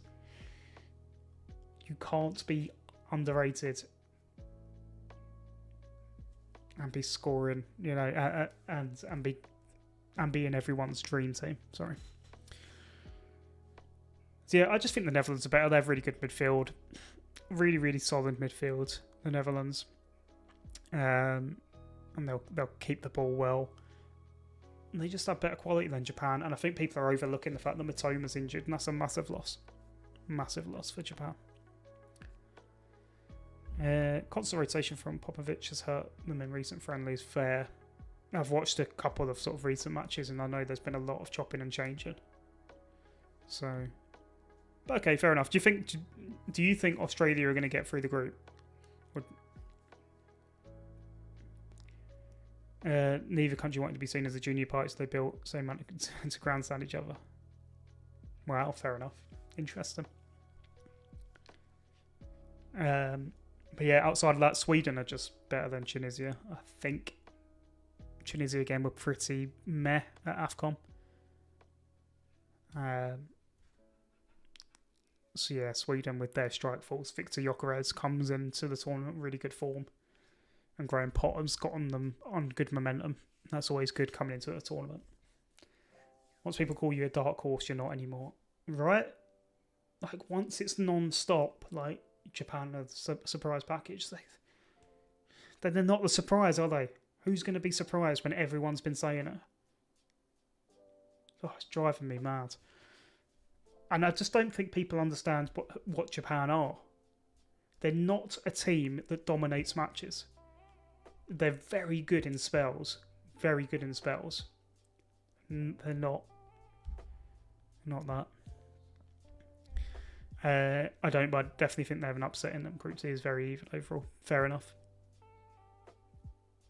Yeah, they are a good team. Japan are a good team. Again, I don't want to undermine that. I do think Japan are good. They're just not what people think. And it'd be so funny if they went out in the group, I can't lie. Group G, I think this is one of the more self-explanatory groups. Belgium, Egypt, Iran, and New Zealand. I think Iran and New Zealand can go sort of either way on that front. New Zealand have a Peterborough United player, the first Peterborough United player to ever play at a FIFA World Cup, so that's really exciting for me personally. Played against England the other night and was the best player in the first half for New Zealand, without a shadow of a doubt. Matty Garbett, remember the name. When I saw them out so much, I put feels like, wow, yeah, fair enough. There's enough dark horses as well. Surely one of them will do well. I mean, I think I'm the only one saying Paraguay, right? I've not heard anyone else say Paraguay. Does anyone want to join me on the Paraguay hype? I think Japan are in for a disappointing World Cup. They will face either Morocco or Brazil in the round of 32. Exactly, Isaac. Exactly. Exactly. And I don't think they're better than either Brazil or Morocco. But yeah, I think the Belgium's got a lovely group as well. Some people, I've seen a few people starting to talk about them as sort of dark horses, which is kind of funny to say because Belgium have been there or thereabouts in the last few tournaments, but obviously a slightly different era now. But yeah, because they have such a lovely group, that's going to help them out massively. Spain, Uruguay, Cape Verde, and Saudi Arabia. Yeah, I think Cape Verde have a good chance of going through because I think they can beat Saudi Arabia. Straight up. Uruguay, like I've spoken about, could definitely be the nation that implodes at this tournament. Could definitely be the nation that implodes. And that would be really fun. And Spain are obviously my favourites. I think they're going to win this group easily. I reckon Iran will get through the group through pure spite of the Americans. Yeah, possibly. That would be funny. I'm from Egypt and we suck. I get that. You still have good players and you're better than Iran and New Zealand. Iran are probably better than Egypt, but I reckon those shenanigans will cost them. Fair. Egypt have good players but play such boring football. Very true. Egypt are incredibly boring to watch. And it doesn't seem to translate well against decent opponents. Yeah, I think that's a very fair assumption. I think New Zealand are really lacking in quality and they're the worst team in the group, 100%. Iran, the preparations have been so problematic. I really don't think that's helpful. West Egypt has obviously already had an AFCON run this year. Salah was really good in qualifying as well. I know that, we like to think Salah's washed, but he's still their top scorer.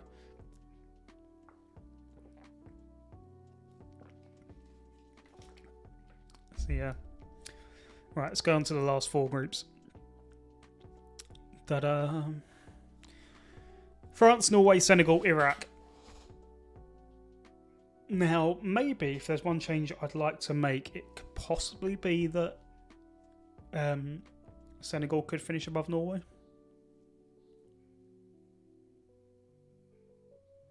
Norway played Morocco the other night, and the first half, Morocco absolutely destroyed them in the first half. They absolutely killed them. And that worries me. Iraq, I think, are a little bit over-emotional. And I fear for them on that front. And just the quality of these three teams. This is the group of death, isn't it? France, I still think are the strongest under Deschamps. Still think that. Norway, I've got their best team they've probably ever had. Senegal are the best team from Africa. 100%. With or without that AFCON crown. But possibility they could swap around those two. That's the one I'm feeling most unsure about. Loves to see Iran make a run. Yeah, 100%. Still see New Zealand as probably the weakest team in the tournament. Same. Which is a shame because they've got, PB United's Matty Garbett. He's obviously world class. Group J, Argentina, Austria, Algeria, Jordan. Feel incredibly confident about that one. See Argentina going through there in top spot. Austria have made good steady progress. Nice evolution under Ralph Rangnick for Austria, for Österreich. They're a good team. Got good players, so I think they'll comfortably go through. Algeria are much of a muchness, but should beat Jordan to get through. I think I have Algeria in the teams. Yeah, you can see below there as well. Little sneak peek. And like I say, Jordan been majorly hampered by injuries, so that's a shame. Yeah, we looked poor against Morocco in the first half. The players didn't play with the intensity we usually do, though. Yeah, that's fair. That's fair. It really surprised me. Really surprised me, that first half. Portugal, Colombia, DR Congo, Dr. Congo, and Uzbekistan. second. What have I just done there? Cool. Apologies. Yeah, Portugal top in the group. As long as Cristiano's not a problem, which I don't think he will be in the groups. I think if Cristiano's going to be a Portugal problem, it's not going to be in the groups because Martinez only has to play him twice in the groups, let's be honest. Colombia are decent without being great. This is not the best Colombian team we've seen. I'm going to pull them up, actually, because I'm interested by Colombia. I can barely see round my own setup. Oh, I'm one away. Where are they? Colombia. Diaz obviously in fire. Luis Suarez. Wow, this guy can't stop scoring goals. But the defence is a little bit suspect, so I'm a little bit concerned about that, to be honest. But I still think they've had more than enough to become second in that group. It was the T-Tails that got them in the first half. Fair. Good meme. Good reference. Good meme. Reckon Algeria will play Austria like a World Cup final after the disgrace of Gijón. 82. Yeah. Interesting. That's what I mean. I've spoken before about all the story arcs in the group, which is incredibly interesting. Yeah, could certainly be a story. Imagine it's not the final game, is it? I was going to say, imagine if it was, again, down to qualifying. Imagine if they both needed like a 0-0 draw. would Algeria do it? And yeah, Uzbekistan in last. Great to see Uzbekistan here. I expect they're going to start qualifying more often now because of the expanded tournament. I think it's probably just a little bit of a step too far this time around to get through. And then lastly, England, Croatia, Panama, Ghana. Ghana are in an absolutely horrendous place coming into this World Cup. Horrendous. Do not have much hopes for them. So I do think Panama will get a draw against them, but not get through, as we see here. I had Scotland through on this thing instead of Qatar. That's interesting. You know what? I'll keep them there.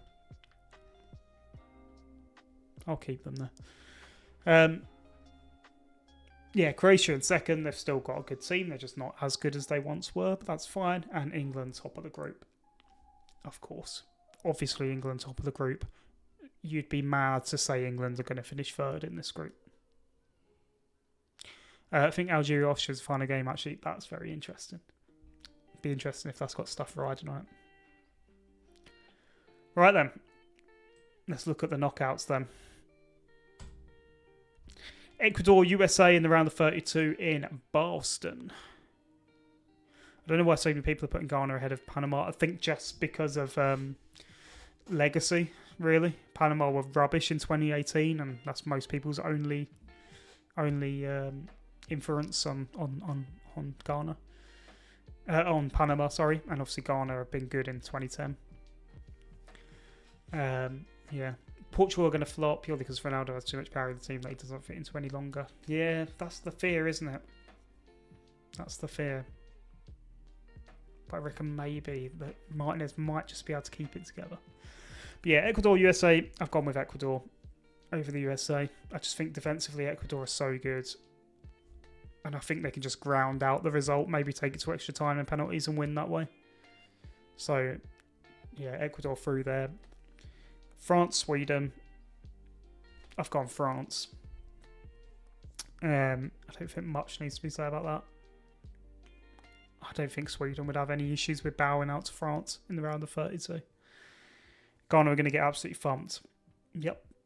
That's probably if you're a betting man, and I'm not really particularly. Although don't forget, £50 prize money for the Fantasy World Cup League winner. That's probably the value, is to have Panama beat Ghana.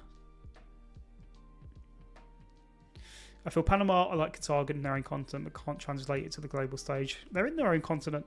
No, I'm joking. I get what you mean. I think the difference, though, is with Panama, is they've had the same coach since 2020 now. They've made steady progress. He's built a team that he's very comfortable with and very has a lot of trust in. So I think that's enough. That's enough to have them beat what is truly an incredibly problematic Ghana side. You know. South Korea, Bosnia. Even won this. Both teams will feel they can win this. I've gone South Korea. South Korea over Bosnia. Just with that quality, I think, and you know, they're going to be relying on Edin Dzeko, who's 58 years old.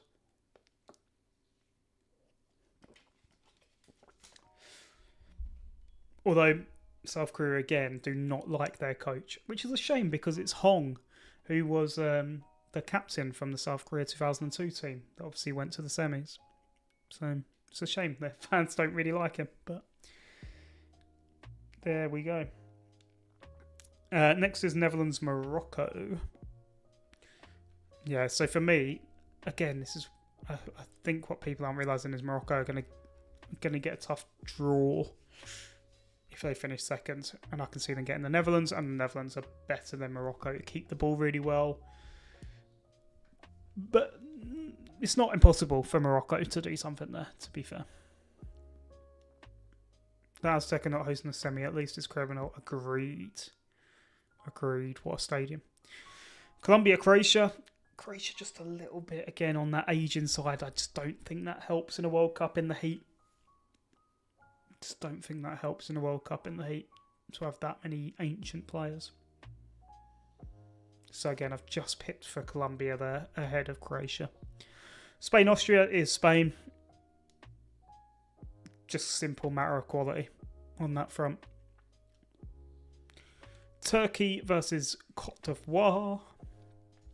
Ivory Coast is really interesting because I think they've got the youngest squad at the tournament. I think I'm right in saying that. If not, it'd be one of the youngest in the top three. So I think going forward, Cote d'Ivoire have a lot to look forward to. I think they're about to start a generation here. But this time around, I think Turkey are just a little bit too much. What was it? I don't trust. Yeah, Ronald Koeman. He's an interesting manager, isn't he, Ronald? He's definitely got something about him, but perhaps not a lot. Heat is too much for the Croatian Unks. Yeah, that's what I fear. Perisic is still knocking about. No one's talking about him because Modric is going. Bloody hell, Perisic is there as well. So yeah, Turkey this time around. Gula, Kenan Yildiz, what a team. Belgium, Cape Verde. Amazing achievement, I think, if Cape Verde managed to do this. But again, Belgium will have had a nice, easy group. They should not have expended too much energy. They should be able to get through there. Brazil versus Japan. Surprise package, Japan. They're not beating Brazil, in my opinion. Not beating Brazil, in my opinion. Going with Brazil for that one. Germany versus Norway. This could be Norway, but I think, again, maybe I overvalue it and maybe people undervalue it. But I think that it being their first tournament in 26 years plays a part. I think that does play a part. Having pedigree plays a part. Nice bracket for winner of Group D. I think it adds US and Turkey to the dartboard conversation by default. Yes, you're absolutely right. Because if I'm wrong with Paraguay, it will probably be Turkey or the USA that are underdogs. Dark horses, same thing. Yeah, you're absolutely right.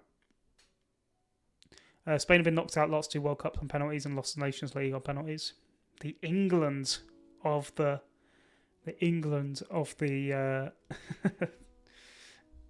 of the 2020s, I guess. You're not meant to be looking at the final. You're meant to be ignoring half the screen. All right.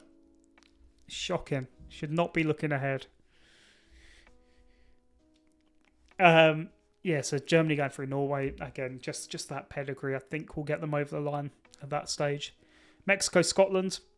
Again, I think I had Qatar here instead at one point. But it's fine. Either way, I think Mexico will get through. Host nation, their continent. If they play either of those two, then we're seeing that. England versus Dr. Congo. I'm seeing England. England played Senegal at the last World Cup in a similar position and got through that game comfortably, so I'm not too concerned about that. Argentina, Uruguay. I'm scanning Argentina. See, I don't hate Argentina that much. Paraguay, Egypt. We know my thoughts on Paraguay. And we can see from the chat, a lot of you have said you're not hot on Egypt at all. I get that. I completely get that. The football is horrendous. And good chance that the football stays horrendous. And I think Paraguay are just a bit of a nicer team. Switzerland, Algeria. Switzerland, really good team. Really good team. Algeria, I think, are very much in an average era. They were very average at AFCON. And Switzerland did well. Also, I just realised that swapped. Sorry about that. I must have been playing around with this after the video, feeling bad about myself and all the nasty things people said about me. They didn't, for the record. People were very nice. And Portugal, Senegal. Portugal are a fantastic team. And I get everyone wants to talk about Cristiano Ronaldo and Roberto Martinez, but their midfield is absolutely sublime. I'm going to eat a magic star.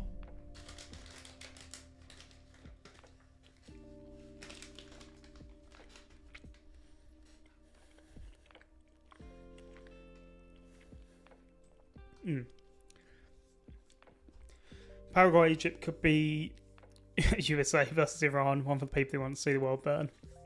It's so true. That could be,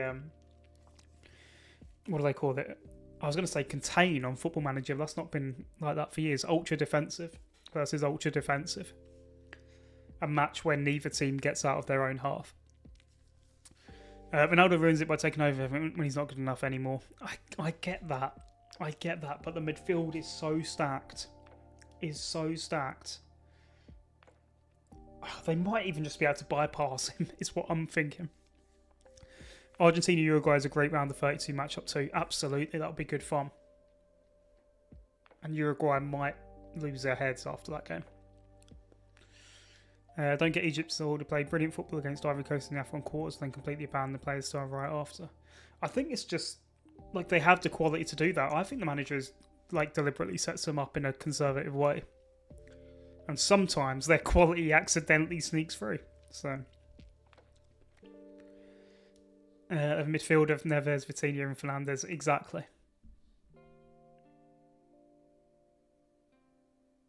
Exactly. People said nice thing, then there's me. No, you say nice things most of the time.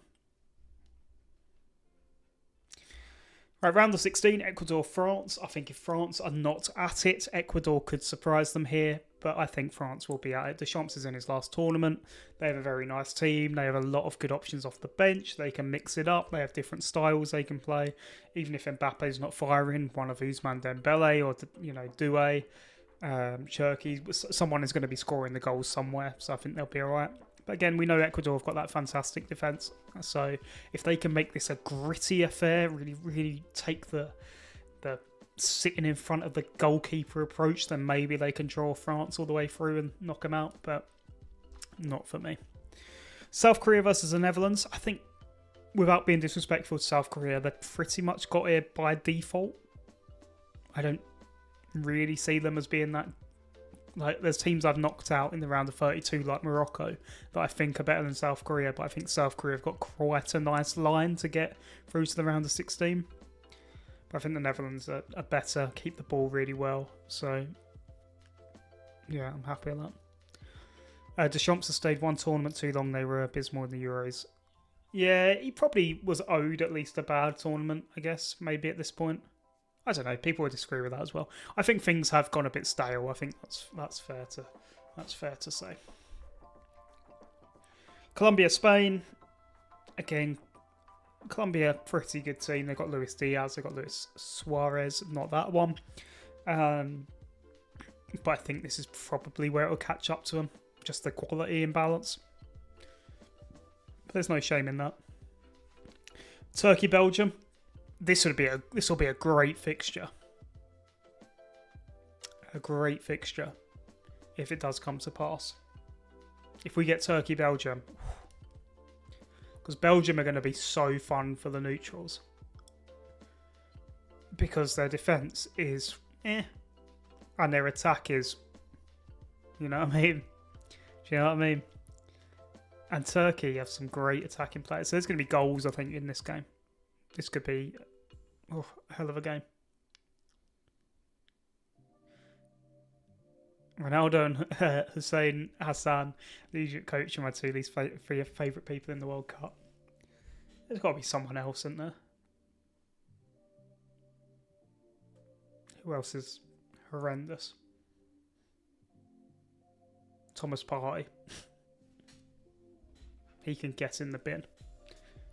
And that's enough said about him. He doesn't even deserve that mention. Brazil, Germany. This is not the best German team by any means. Nagelsmann has moments where he looks like he's made Germany brilliant. You know when the Euros came around and Wirtz and Musiala looked really exciting? And then it just didn't happen. And again, Ancelotti, I think, is such an extra factor. Do you know? The Ancelotti effect is so huge, I think. I don't know if we've seen that. I don't know if we've ever seen a coach that good come from club football at this sort of time in his career. So yeah, I think Brazil will get through. I think they're just better than Germany, and I think Ancelotti's a better coach than Nagelsmann, and that is what will do it. That is what will do it. But Germany, pretty good defensively. I just can't see him scoring. Is the issue against Brazil. Mexico, England. This could be a problem game for England, but I think they're good enough to get through it. England have a very good midfield. Very good midfield. And Harry Kane scores goals. So we're not having a party over existence. No, he's lucky to be a free man, to be honest. Netherlands have no gimmies in their groups, so they may have to go all in for all three group matches, which might cost them against others who had a pressure off game. Very true. That's very true. That's the point I've neglected to mention, to be fair. Especially as they struggled against Lithuania in qualifying and beat them 3-2. They have a tendency to drag matches out, and that's because I think Koeman isn't a very good in-game coach. His in-game management isn't very good. Plus, they lack a number 9.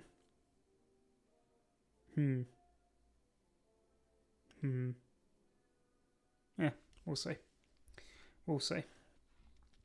Anywho, Argentina, Paraguay. Now, this is the one that's had the most people upset. I'm just going to check. Is there going to be a song coming on anytime soon? That would be nice. That'll do. Why do I think Paraguay are going to knock out Argentina? Why do I think Argentina, one of the favourites for the tournament, the holders of the tournament, are going to get knocked out in the last 16? Good question. And the best way I think of answering it is maybe to bring up Argentina. Definitely because I'm not stalling. Wait, they're at the end, aren't they? Where are you? Argentina. This is a problem area for me. There's not been a lot of renewal in the Argentine defence where you thought there probably would be. This is a problem area. I don't think the wings are that exciting. Really. Messi's obviously Messi, but he's not been moving around a lot, which is very well suited to a Paraguay that will also want to have a slow tempo game. Alvarez is dangerous without being electric. His movement will cause issues, I don't doubt that. I just think with what Paraguay offer, they can hold Argentina. And again, my thinking with that is Australia took them a long, long way, right? In the 2022 World Cup. And Paraguay are better than that Australia team. And I get that's a really unpopular opinion. And a lot of it does just come down to a feeling. I've got a little feeling, maybe. But that's it, really. I think Paraguay are going to do it. That would be some upset. I'd love to see it. There's just something about this Paraguay team, this moment, the games that I've watched, that I just think suits this World Cup, this type of World Cup, what I think is going to be a World Cup of attrition more than anything else, survival more than anything else. They are the best placed team to be those survivalists, plus with their route. I would say Ecuador in a very similar camp, but I think their route is harder because they will play France. And if Paraguay was playing France and Ecuador was playing Argentina, I'd be saying the opposite thing. I'd be saying Ecuador will beat Argentina and I'd be saying Paraguay will lose to France. Hopefully I've made myself clear there, even if you don't agree. And lastly, Switzerland-Portugal. This could be a Switzerland win. I have no question on that. I just think Portugal are a little bit more suited to, again, this type of World Cup. Their midfield absolutely mogs the Swiss's midfield. That's what the kids say, apparently. So, yeah, I get the Swiss thinking. They're a really solid, nice team. I like them a lot. I just think Portugal have the midfield battle won. And again, in a World Cup, in such heat, being able to keep the ball and not expend the energy is the main thing. Teams that keep the ball will probably be quite successful because they're not having to chase shadows. Just based on that. They were up by England in the Euro. Nothing more needs to be said about them. Was they?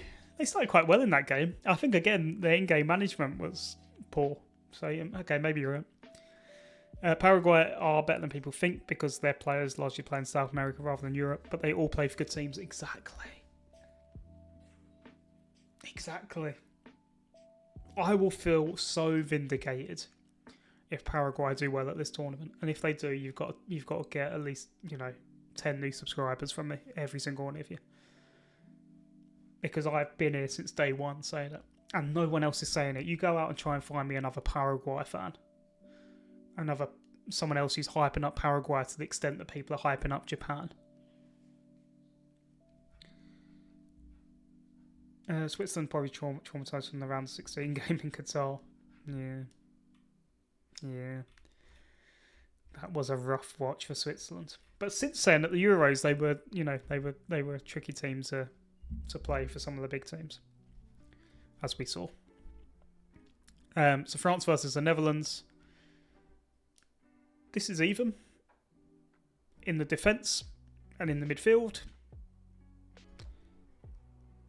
But it's in between the goalkeeper and the striker that France are better, for me.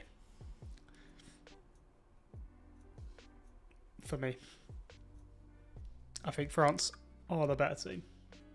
And have the options off the bench as well that the Netherlands can't necessarily call across. When you're starting Gakpo, Marlon and Memphis Depay, that suggests your options aren't as good as France's. Paraguay will get out of the group. There'll be nothing special. It'll be fine. Nothing more, nothing less. Fair. Deadball TV thinks quite highly of Paraguay if you know him. I don't. He doesn't have them going to the quarters, though. Yeah, I don't watch a lot of other football YouTubers, which again is kind of weird, isn't it? So the Heat's going to work against the Harambal Merchants. That's good for relief. Well, sort of. If you press, that's problematic. And again, that's what I sort of like about Paraguay. Good little technical midfields, but a defence that will like a low block. And that will be very beneficial. Alright, so yeah, France through to the semis. Spain beating Turkey. Turkey at the quarterfinals. First World Cup in 24 years. Think they can be happy with that. Builds up momentum then for 2028, where they can be a real handful. Obviously, I don't know what's going to happen in the next 2 years, but Turkey could be a contender at the Euros in 2 years. So, we'll see. New rules will work against them as well. What do we mean by new rules will work against them? What am I missing with that? If Paraguay beats the US in the Open, I think it could mentally destroy the US. I think the US path will basically be defined by their mentality after the first match. Yeah, possibly. But again, a lot of what I'm thinking with Paraguay is that they're so hard to beat. So it wouldn't surprise me again if Paraguay only win once in the group against Australia. Like again, you saw my group. I had Paraguay in second, not in top spot, because I think they'll get some draws and probably against the US. FIFA are introducing new rules around dead ball and VAR. Is that to do with the set pieces? Is that what we're talking about? The holding and sitting on top of the keeper. I know there's the rule about doing that as well and calling someone, something nasty. Brazil, England. I think to the neutral, this is probably a bit of a weird decision. To a lot of English fans, I'd say a lot of people think we'll go out against Brazil. But I think many neutrals would say England would beat Brazil. I just think Ancelotti's a fantastic coach and has generally been pretty good at facing English teams in the past. Do you know what I mean? And again, we can't overlook the heat. The heat. God, imagine if Neymar sticks one on England. Jesus Christ. Jesus Christ. Quarterfinals, Paraguay, Portugal. Saying goodbye to Paraguay, I think. But again, I can't say. It would be nice, wouldn't it? And you're going to have to agree with me, chat. But how fun would it be to watch Cristiano Ronaldo sulking against Paraguay because he can't beat Paraguay? Imagine Paraguay knocking out Messi and Ronaldo and Salah. Goat Dan Burn to win it off the bench. Why does Tuchel really like Dan Burn? Such a random one. Yeah. I'm English and most of my friends think we beat Brazil. If they even back Brazil to get the quarters, but I'm with you, unfortunately. Yeah, I think Brazil are underrated.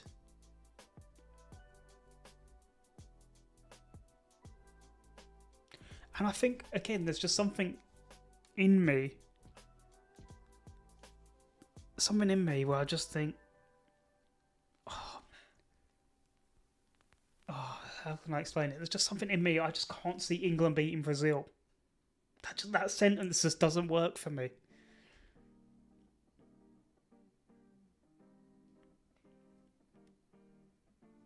England beating Brazil at the World Cup.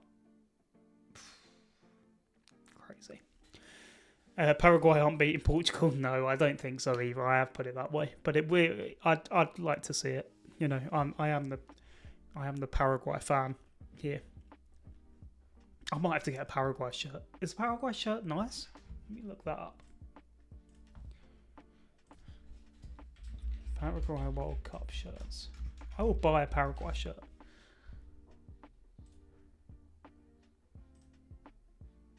Oh dear. No, not really. Not really. Oh, actually, no, that's the old one. That is quite nice. It's a bit like a traffic cone, but yeah, otherwise. I'll pull it up. There it is, by the way. There it is. As long as Tuchel is out the door when the tournament ends, yeah, maybe for the best, innit? Ancelotti's good against English teams. Istanbul says hi. Yeah, I'd say good, not perfect. I'm Irish and England beat Brazil. You're a much better team, quality all over. Germany will beat Brazil 7-1 again. Imagine the scenes. Right then, semis. France, Spain. This to me is the World Cup final. Because whoever wins this match, I think, wins the tournament. They will beat either Brazil or Portugal. In the same way that in this year's Champions League just gone, I thought Bayern Munich versus PSG was the Champions League final. Because they are the two best teams. And at this World Cup, France and Spain are the two best teams, in my opinion. But I just think Spain, again, have the fewer problems, the fewer issues heading into it. And they've got the recent pedigree of winning the tournament. France feels like they're about to enter a new cycle. Spain feel like they're already in a cycle that's going from strength to strength. Brazil have the best centre-back pairing in the world. Yep, I'm thinking about that now. Better than Spain's, better than Portugal's, better than Argentina's, better than England's. Yeah, quite possibly that's true. I can't think of anyone off the top of my head, so yeah, I think you're right. Vinny and Rafinha in attack. Also, their poor recent runs has mainly been unlucky, at least in 18 and 22. Yeah. So I'll readjust. I think the Neymar factor is an interesting one. I think it was Rafinha that basically said, you know, Neymar will be the guy. And I thought that was a weird thing to say. Because you've got Vinny on one side that, you know, would probably rather win the Ballon d'Or than win the World Cup. And then Rafinha on the other side, who seems to really not want to tread on anyone's toes. Which is really interesting. If Ancelotti played with two midfielders and one of them was a 35-year-old Casemiro in the Heat, that would be really problematic. Agreed. And I was labouring that point in the video, in the World Cup preview video. But I think he'll twist. I think he will twist. I don't think he'll do that. I think he might do that in the group, but yeah, I think he will soon realise he needs a third midfielder. Neymar and his glass legs are not going to win the World Cup. Yeah, Neymar's not going to win the World Cup for Brazil. If they do. Neymar's interesting because he's got to be the bridesmaid. And he's not really used to being the bridesmaid. I mean, he sort of is because he was to Messi for a long time, but not for Brazil. We all love a semi. Exactly. Brazil's midfield is way behind England. Playing transition though, don't they? I just don't know if England players have the mentality to believe they can beat Brazil just in name alone. Neymar doesn't need to and shouldn't play. Yeah, agreed. Yeah, midfield is weak, I'll give you that. Midfield is certainly weaker. But again, they won't... Ancelotti knows that. Ancelotti's smart enough to not try and win the midfield battle in that way against other teams. Yeah, just had to run for the bus. I'm now dying. Just had to run for the bus. It's late. You need to go home. I wonder if Marquinhos could be pushed into a CDM role to help out. He's done it at PSG before. Yeah, it's an interesting theory. Funnily enough, there were similar sort of question marks in 2014 over David Luiz. I remember that being a topic. Whether David Luiz could play in the midfield. They didn't do that. And nothing went wrong for Brazil in 2014, did it? But yeah, Spain ahead of France. Simple as. Portugal, Brazil. This is where I think Brazil's journey comes to an end because that Portugal midfield is so good. Is so good. So good. Oh, he's still scarred from 2002 World Cup. Yes. And not even just that, just Brazil in general. You know, you're a sub to the channel. You know what this channel's about. So I watch a lot of Brazil doing really well, you know. I watch a lot of tournaments and matches where Brazil are fantastic and scary and exciting and, yeah, exhilarating all at the same time. And England are England. England blow it away, throw it away. When I know they can play. But yeah, I just see Portugal going further than Brazil. They're just a better team. Just a better team. Which would lead to an all-Iberian final. And that would be fun, wouldn't it? And again, here I think the quality is very evenly matched. In similar positions, funnily enough.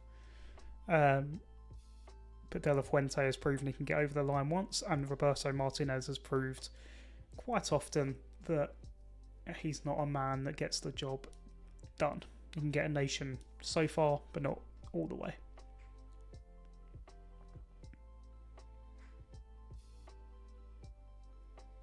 England would beat Brazil, but not Portugal or Spain. Yeah, that's fair as well. I think if I was going to predict England to go through, I'd predict them then to go out in the semis. They're not beating France, Spain or Portugal. That Ronaldinho free kick was magic. It was. Seaman should have jumped. England never beaten Brazil in the World Cup. Exactly. And I do think these things matter. Maybe I'm just superstitious. Very superstitious. Brazil 2014, at least we won't have another disaster at a home tournament. No. Well, maybe if, Canada lose 9-0 to Qatar. But yeah, that rounds it up. What do we think of my bracket as a whole? I think I've been quite fair. I think my reasoning is clear, even if you don't agree. Right?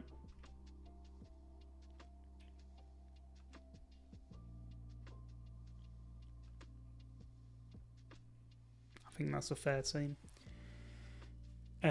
Brazil's 2002 team is greatest of all time. So Spain 2008, 2012. Even the subs will make everyone else's first team. Yeah. Hell of a team. And a team that really got me into football. Fully agree with your bracket, quarters onwards. Thank you. Agree with the winner and the final. Thank you. Nations League final again. Yeah, Portugal won that. Let's not forget. Portugal did beat Spain in the Nations League final a year ago. So it's not a foregone conclusion. But let's be honest. I think Group D will produce a dark horse. Just think it's more likely Turkey or US and Paraguay. Completely get that. Completely get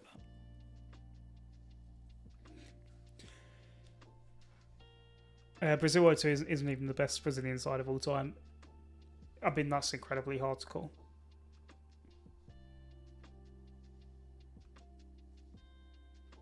Probably Brazil 70, should you say? Gotta be right, Brazil 70. So, I mean, it's definitely not 94, is it? Let's be honest.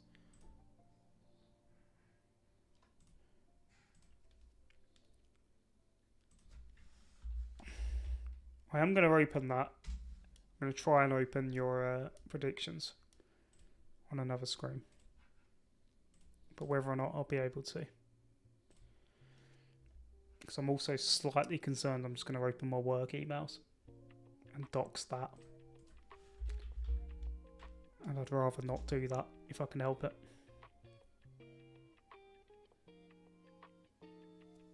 Stars Brazilians is witnessed both 70 is the common consensus 70. Pele said 58 was better than 70.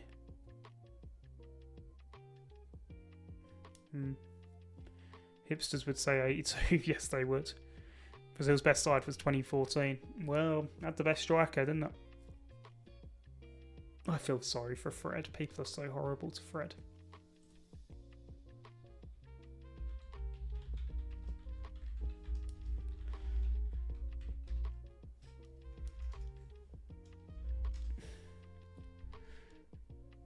Which African nation do you think will do the best? Who do I have any in the round of 16? God, that feels like an oversight. Wow. Is there any I can make a case for? No.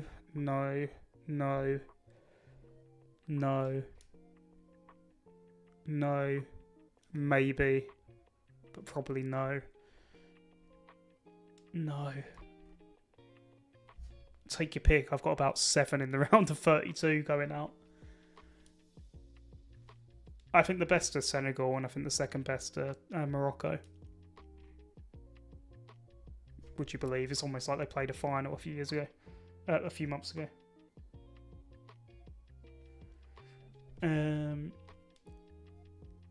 58 is also a shout. Yeah. I don't know so much about the 58 teams that do the 70. I met Pele back in 2017. That's crazy. How was that? What was he like? Was he friendly? You never know though, maybe Joni would get grouped for the 3rd time in a row. There's a video in that, isn't there? We're seeing it. You know I'm doing a video about Germany soon enough. All the Africans just unsubscribed. I don't think I have many African viewers, which is a shame because I'd love to talk more about African football, but they never get any views. One of the best videos I've ever done is the Mauritania video, and it's on about 1,000 views. I loved making that video. It was amazing. Such a good story, but no one even knows what a Mauritania is.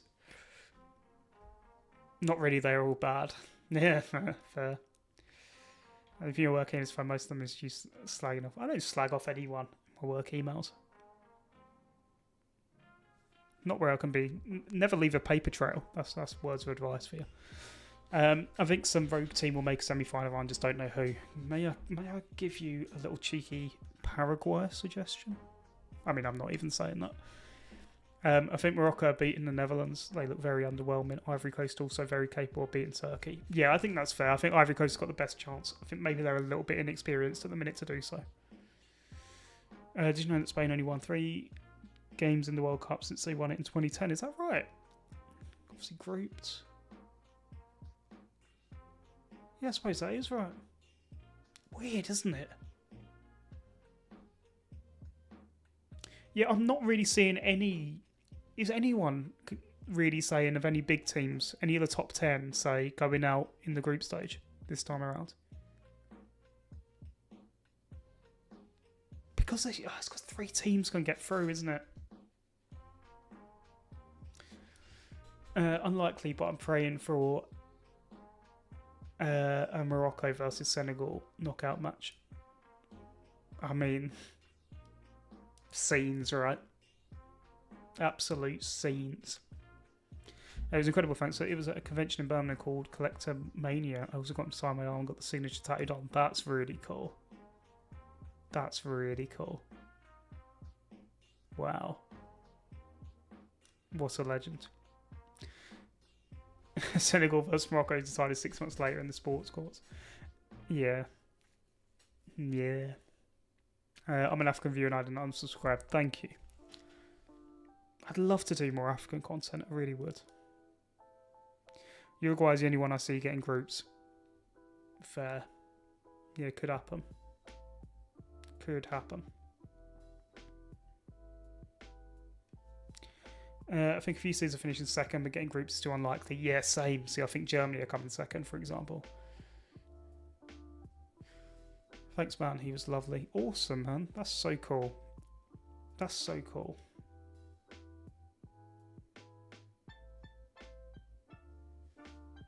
And the weakest seed, Belgium, are in the easiest group. Yeah, exactly. Exactly. Should we end on some predictions then? By looking at this. Let's close that off.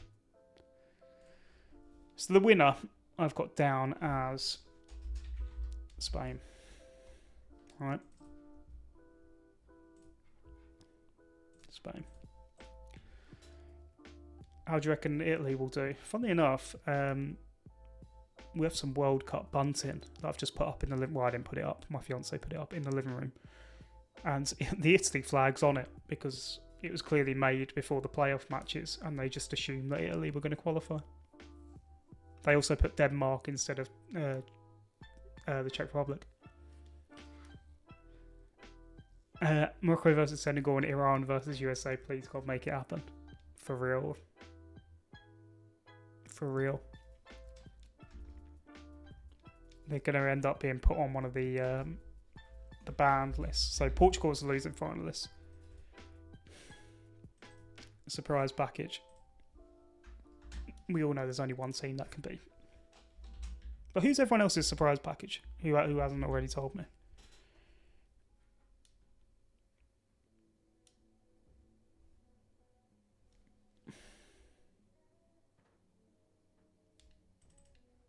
So I'm obviously deep on the Paraguay train. I'm going to put this out as a community post after the stream, by the way.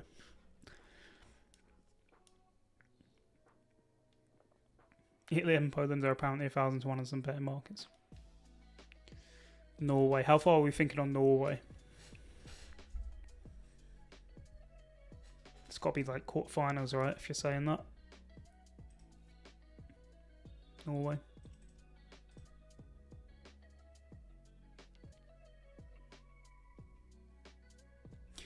So my flop team is obviously going to be Argentina for me. And again, welcome to disagree with that. My surprise package is Scotland, best midfield in the group, weirdly.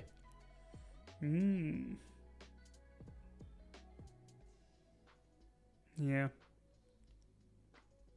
Maybe. I think they're up there actually, to be fair. I'm thinking about it now. I'm thinking about Morocco's sort of midfield 3 and how they can sit in. Yeah, maybe. Alright then, best player. Who are we thinking best player of the tournament's going to be?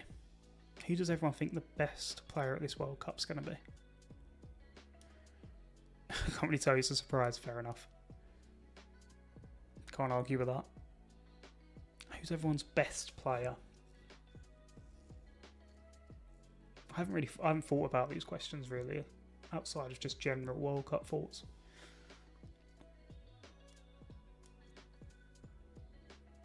I have a sort of answer in my head, but I'm just thinking through if there's anyone else that I can see being better.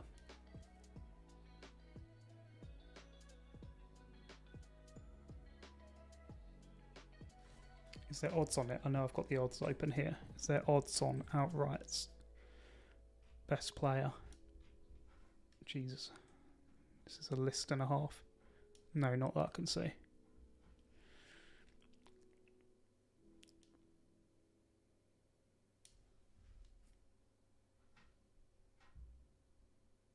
Vitinha or Yamal for me. This is where my head's at. Lamine, Yamal, Bruno. Yamal is a safe bet. Yeah, I think it's Yamal, isn't it? I think it's Yamal. That's who I'm going for. That's the name in my head. And the only name I can think for either than that could be Vitinha. Bruno's a shout as well because he does take... oh no, of course he won't take set pieces. Cristiano's in there. But yeah, Bruno's I think a shout as well. He's in such good form. Breakout star. Who are we thinking for that? Who do we like? I think I know who I want to put for breakout star. Just need to have a flick through if there's anyone sort of from the quarterfinals onwards. Breakout star Lionel Messi. Crazy if true that. Could be. The little boy from Rosario. Breakout star. Ooh. No, I think my breakout star is going to be Kenan Yildiz. He's been very good for Juventus. Carrasquilla. Good shout. Good shout. I think it's going to be Kenan Yildiz. I think he might be better than Arda Güler, but even I'm not that sure because of who I backed in my fantasy team. Beauty of this one is no one knows, yeah, what kind of hipsters were choosing James in 2014. Not me. Not me. Top scorer.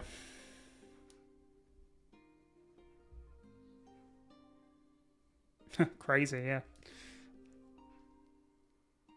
Or Waterman. You think 35-year-old Waterman of Panama is going to be the breakout star? I mean, to be fair, he would be a breakout star, right? Because the age doesn't matter. It's the notoriety, innit? And I think Kenan Yildiz just on that basis. I think Güler is too well known to be considered a breakout. Same, I think. And I think maybe he had a little bit of a breakout at the 2024 Euros. Scored a nice goal anyway. Top scorer. These are the odds on the top scorer. I think it's between these two myself. Kane and Oyarzabal. Still think Mbappe top scorer. I mean, he's the favourite for a reason, so you're not wrong in thinking that. He's always great at the World Cup. He is. He's done it before. So has Kane.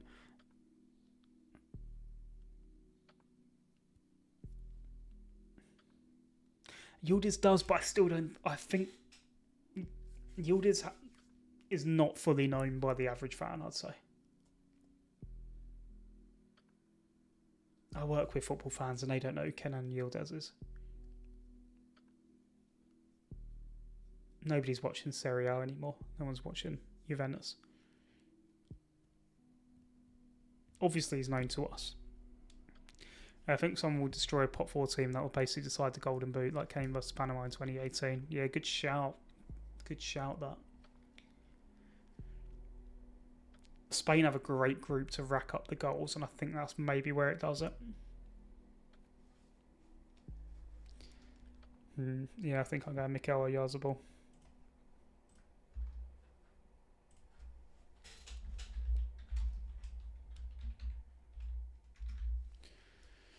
Mikel Oyarzabal. For me. Golden Glove. Unironically. Cheeky Paraguay shout could be in order. Really, he's comfortably our best player and has been for 2 years. Got some agreed. I completely agree, but I really think I can't think of like an in real life friend who likes football knows who Kenan Yildiz is. And being in Goulash had a great point. Goulet's got the streets. Kenan will after the tournament, I think.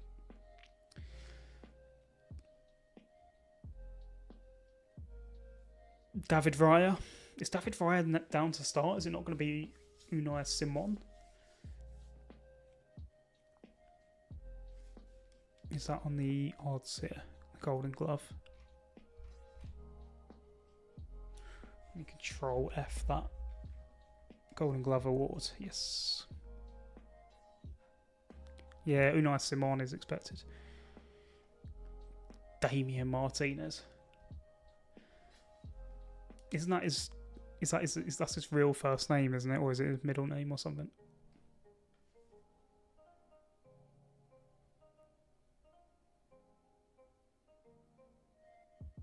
I don't see anyone but Alvarez scoring for Argentina, really. Yeah, I think that's fair. But again,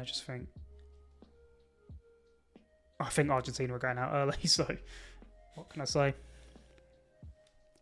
I think Argentina scoring 4 matches is basically my thinking.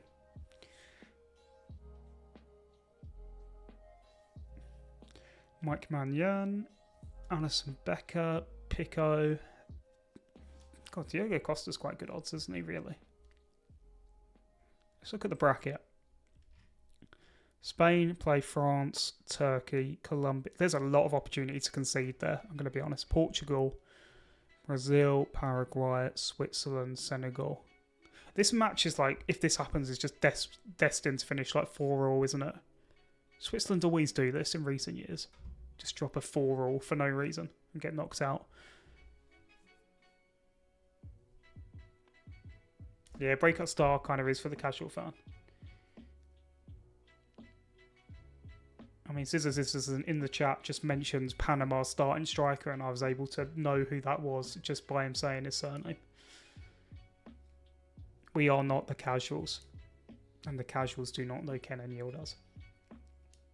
They know Arda Güler. They probably know Chanaloglu from playing FIFA. And after that, probably not many of them. Mosquera or Martinez.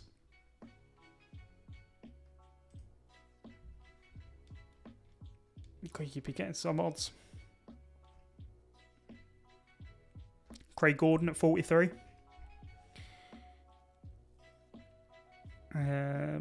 Breakout. Yeah. Disgrace that he's there, really. I just joined to see my team going out to Portugal. That looks very plausible. Which team was that? Switzerland, maybe. Yeah, Golden Glove's hard, isn't it?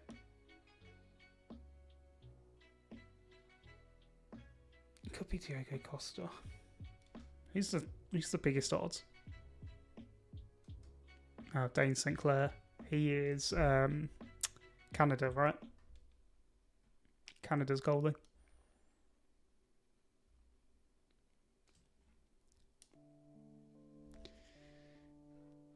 Yeah, but Yildiz had bids from Real Madrid, Bayern and Arsenal. I still don't think people know him.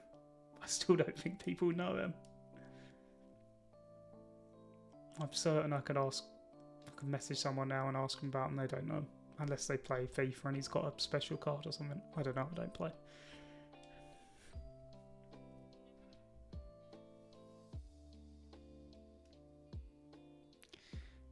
First 2 tournaments, we're going out to Portugal, join the club. Yeah, 0406, I'm guessing you mean. Shame we don't have the Southgate in charge anymore. I hope we see Gareth Southgate back in some capacity involved in football soon. He's a very good positive force for change. Whether you think he's a good manager or not is irrelevant. He's clearly a very lovely man. And his input in football is welcomed by me. Okay, I'm really unsure on this pick. I might go Diogo Costa.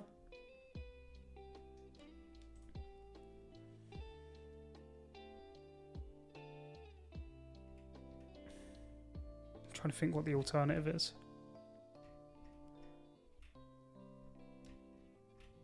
It could be Maignan. No, I'm gonna go with, yeah. That's my guy.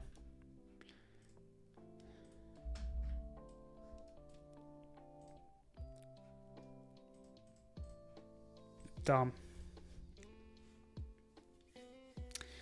Penalty shootouts can play a huge part in who wins. True. Just please not Man United manager. Yeah, fair. I get that. Yeah, 4-6 very rude awakening, although the early 2010s were much worse. True. The 04 match stings. Still stings. So we should have won that match. Southgate would be a good manager for a relegation dogfight. Southgate has some absolutely undeniably great qualities in a coach. He just has some flaws as well, and some of them are quite big. Seems to be a pundit for the World Cup. They'd rather have Keane and co. I don't think he would do it. I don't think. And again, I don't think TV channels will really want him because he's not going to say anything outrageous. He's not going to turn around and say Thomas Tuchel's crap and he's not fit to lace my boots as manager. He's not going to say that. He's going to be nice. But it'd been great to hear his perspective. He gives very considered and thoughtful answers, always. Flop has to be Ronaldo and Messi. Weirdly, large number of people think they're top 10 in the world. Yeah, that's what we're thinking then. Flop player.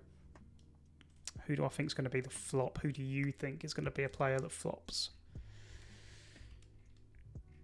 I think there's a few big names that could flop. I think Mbappe could flop. Messi could flop. Cristiano could flop. Vinicius could flop. King guy.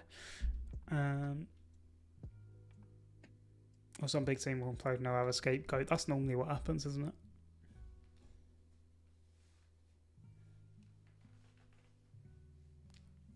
Anyone want to back Richarlison to be top goal scorer, by the way?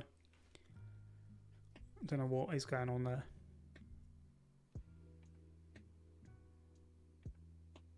Where is Japan striker? Is it Ueda? Where is he? 125 to 1. I tell you what, if you are back in Japan, that's an outside pick. A pundit's even going out there. Is it ITV or just staying home or BBC? I don't know. I don't know on that one. I've not really seen anything about the punditry for either BBC or ITV. I imagine it's depressing. I watched 45 minutes of Lee Dixon the other day. Who is that for? Who wants Lee Dixon on co-coms? He seems to hate football. So why is he a commentator? He's so miserable. But yeah, Ronaldo's underrated. 8 goals in Nations League last year, twice as many as anyone else. Still scores goals, yep. Kane, Bellingham, Darwin Núñez. I'm guessing you don't mean that.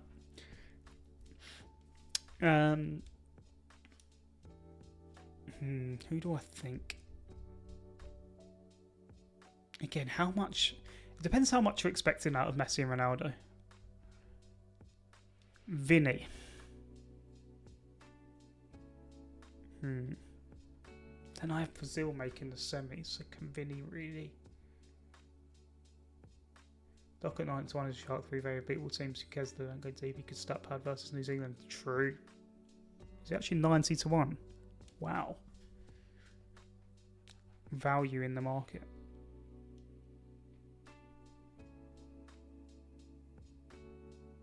Value in the market. Lukaku's 66.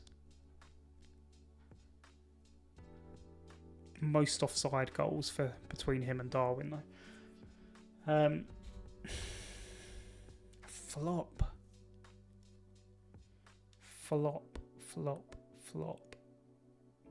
João Pedro's there as well. No one is checking this site.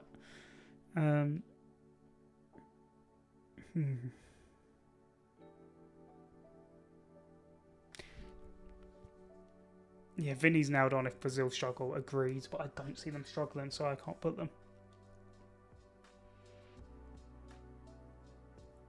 Who flops? See, Mbappe's a little bit of a shout because him playing number 9 scares me.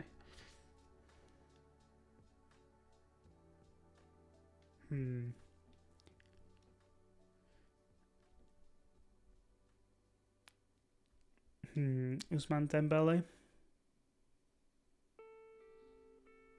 Sort of having to play kind of out of position, I guess, now, but not really, you know?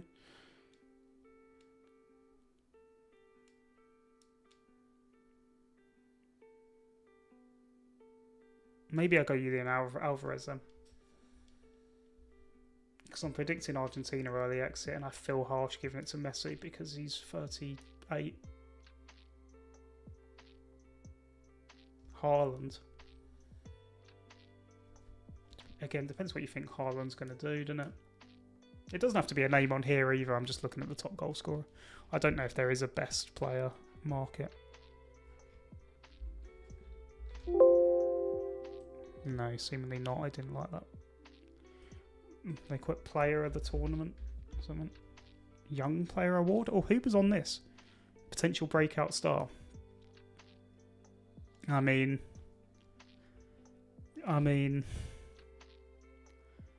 You're unhappy with the Kenan Yildiz shout, but I mean... Wow.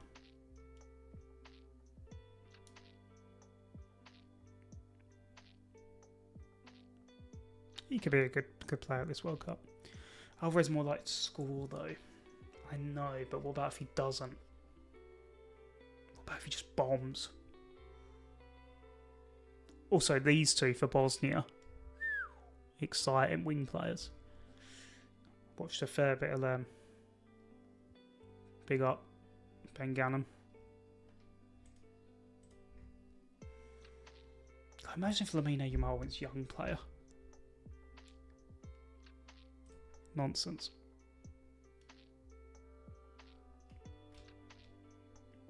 You can literally bet on everything, can't you? What am I even looking at?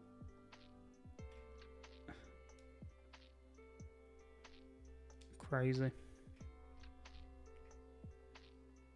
There's almost certainly player of the tournament somewhere on here, but I can't see it.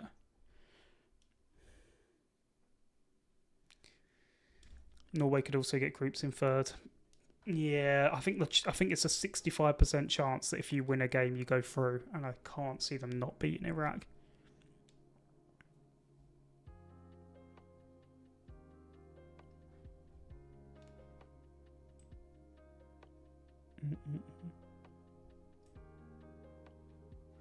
Some mad names on here, by the way.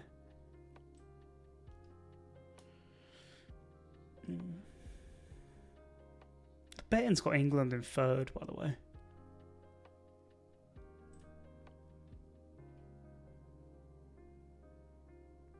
Mad. Okay. I'm going to lock in Julian Alvarez. I know that's not going to please many of you, but that's what I'm going for. I'm not even that convinced of it myself. I don't know if there'll really be a high-profile flop.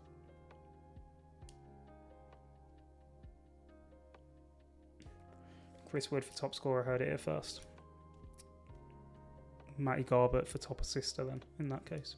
Did you see Madrid bid 150 million for Alvarez? Yeah, that seems a bit odd, doesn't it?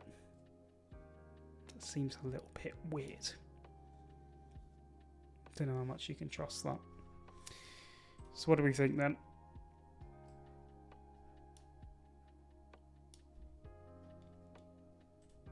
That's the predictions for the tournament. Yeah, I think Messi as well, but I can't put Messi as a flop. He's 38. What do you want? You won him the last World Cup. Just love Messi too much. So yeah, that's the picks I'm going for there. This is the bracket. We've all seen it. We all love Paraguay. All Paraguay are we. And let's not forget the fantasy. Yeah? You still liking the fantasy team?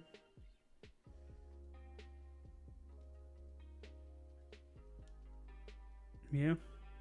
I think this is a team I'm going to lock in.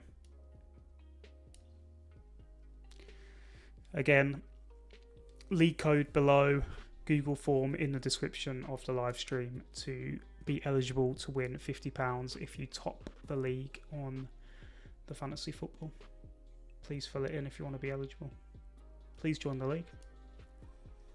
Good luck. Yeah, that's what we're thinking. Okay, so last thing before we go, any other completely random shouts? Has anyone got any mental predictions of something they think might happen? That's the last thing I want to hear about. Because I don't really have one. Some people come up with so many great ones. Like, I don't know. A match gets abandoned because of crowd violence. I don't know. I'm sure people can come up with better ones than that. While I throw a few more magic stars in my mouth.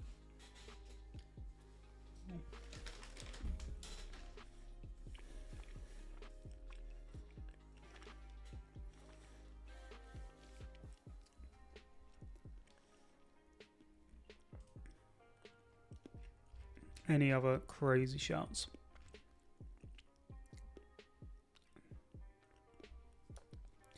It would be so typical if Ronaldo finally wins the World Cup. Yeah, there'll be a lot of people talking about that. A match gets postponed by a day due to thunderstorms, perhaps.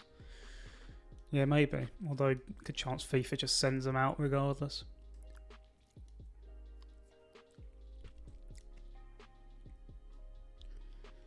Iraq players sent to a detention camp.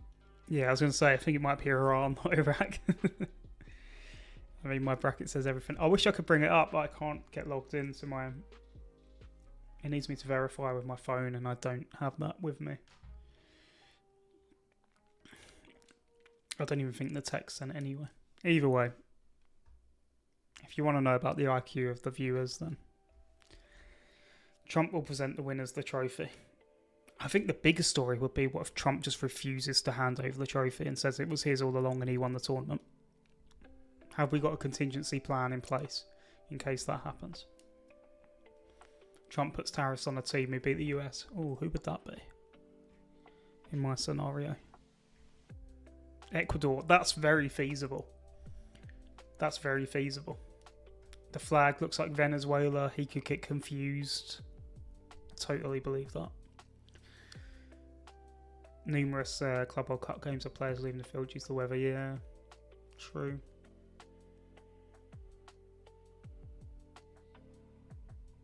Very true. Yeah, what about Trump gets the trophy melted down?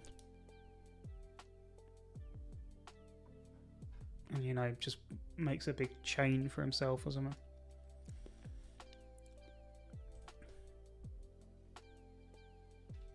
Score predictions. It's me. No one can take it from him. He starts fighting like he's back in the WWE.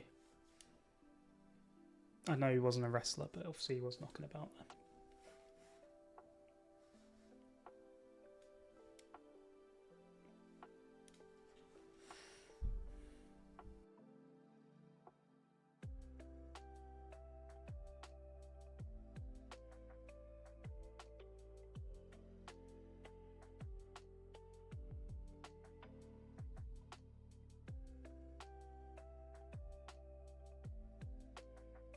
Sorry, I think I disconnected myself again. Send screenshots for emails and I've seen that I did it. It might be better. Yeah, send them over. I want to see them because they're hilarious anyway. I just can't bring them up because I don't have any means to do so. I lose one player to collapse from heat stroke. Good shout. Good shout. Yeah, just send it over in time, Scissor Sisters. I'll look for it. I just can't bring it up. I have no means to do so. But I still want to see it. I think we have an 8-0 in the group. Not sure who, though. What's the biggest 8-0 game likely to be?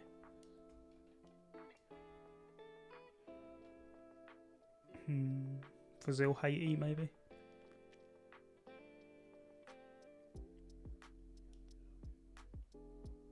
England, Ghana. Portugal, Uzbekistan. That screams a little bit of 8-0, doesn't it? Yeah, that's the biggest 8-0 I think there could be. Maybe a Spain one, maybe Spain, Saudi or Cape Verde, but I think Portugal, Uzbekistan really screams out an 8-0.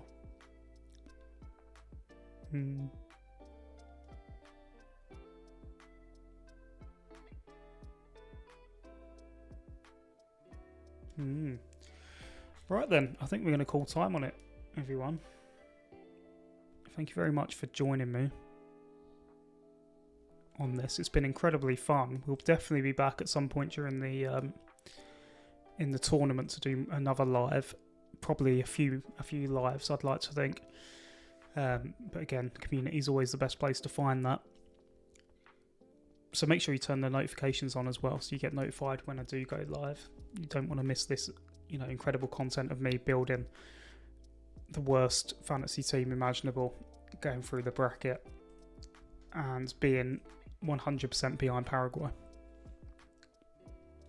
Big up Paraguay. That's what we have to remember from the stream. But yeah. Okay, folks. For the last time, if you haven't joined the Fantasy League already, the code is down below. The Google form is in the description. Make sure to check that out. If you have enjoyed the stream, if you could drop a like on it, that'd be great. And if you're new, subscribe to the channel. But otherwise, I'll be saying good night. Good night, everyone. Take care. I wanted to leave on the beat, but the beat didn't drop. Never mind. Goodbye.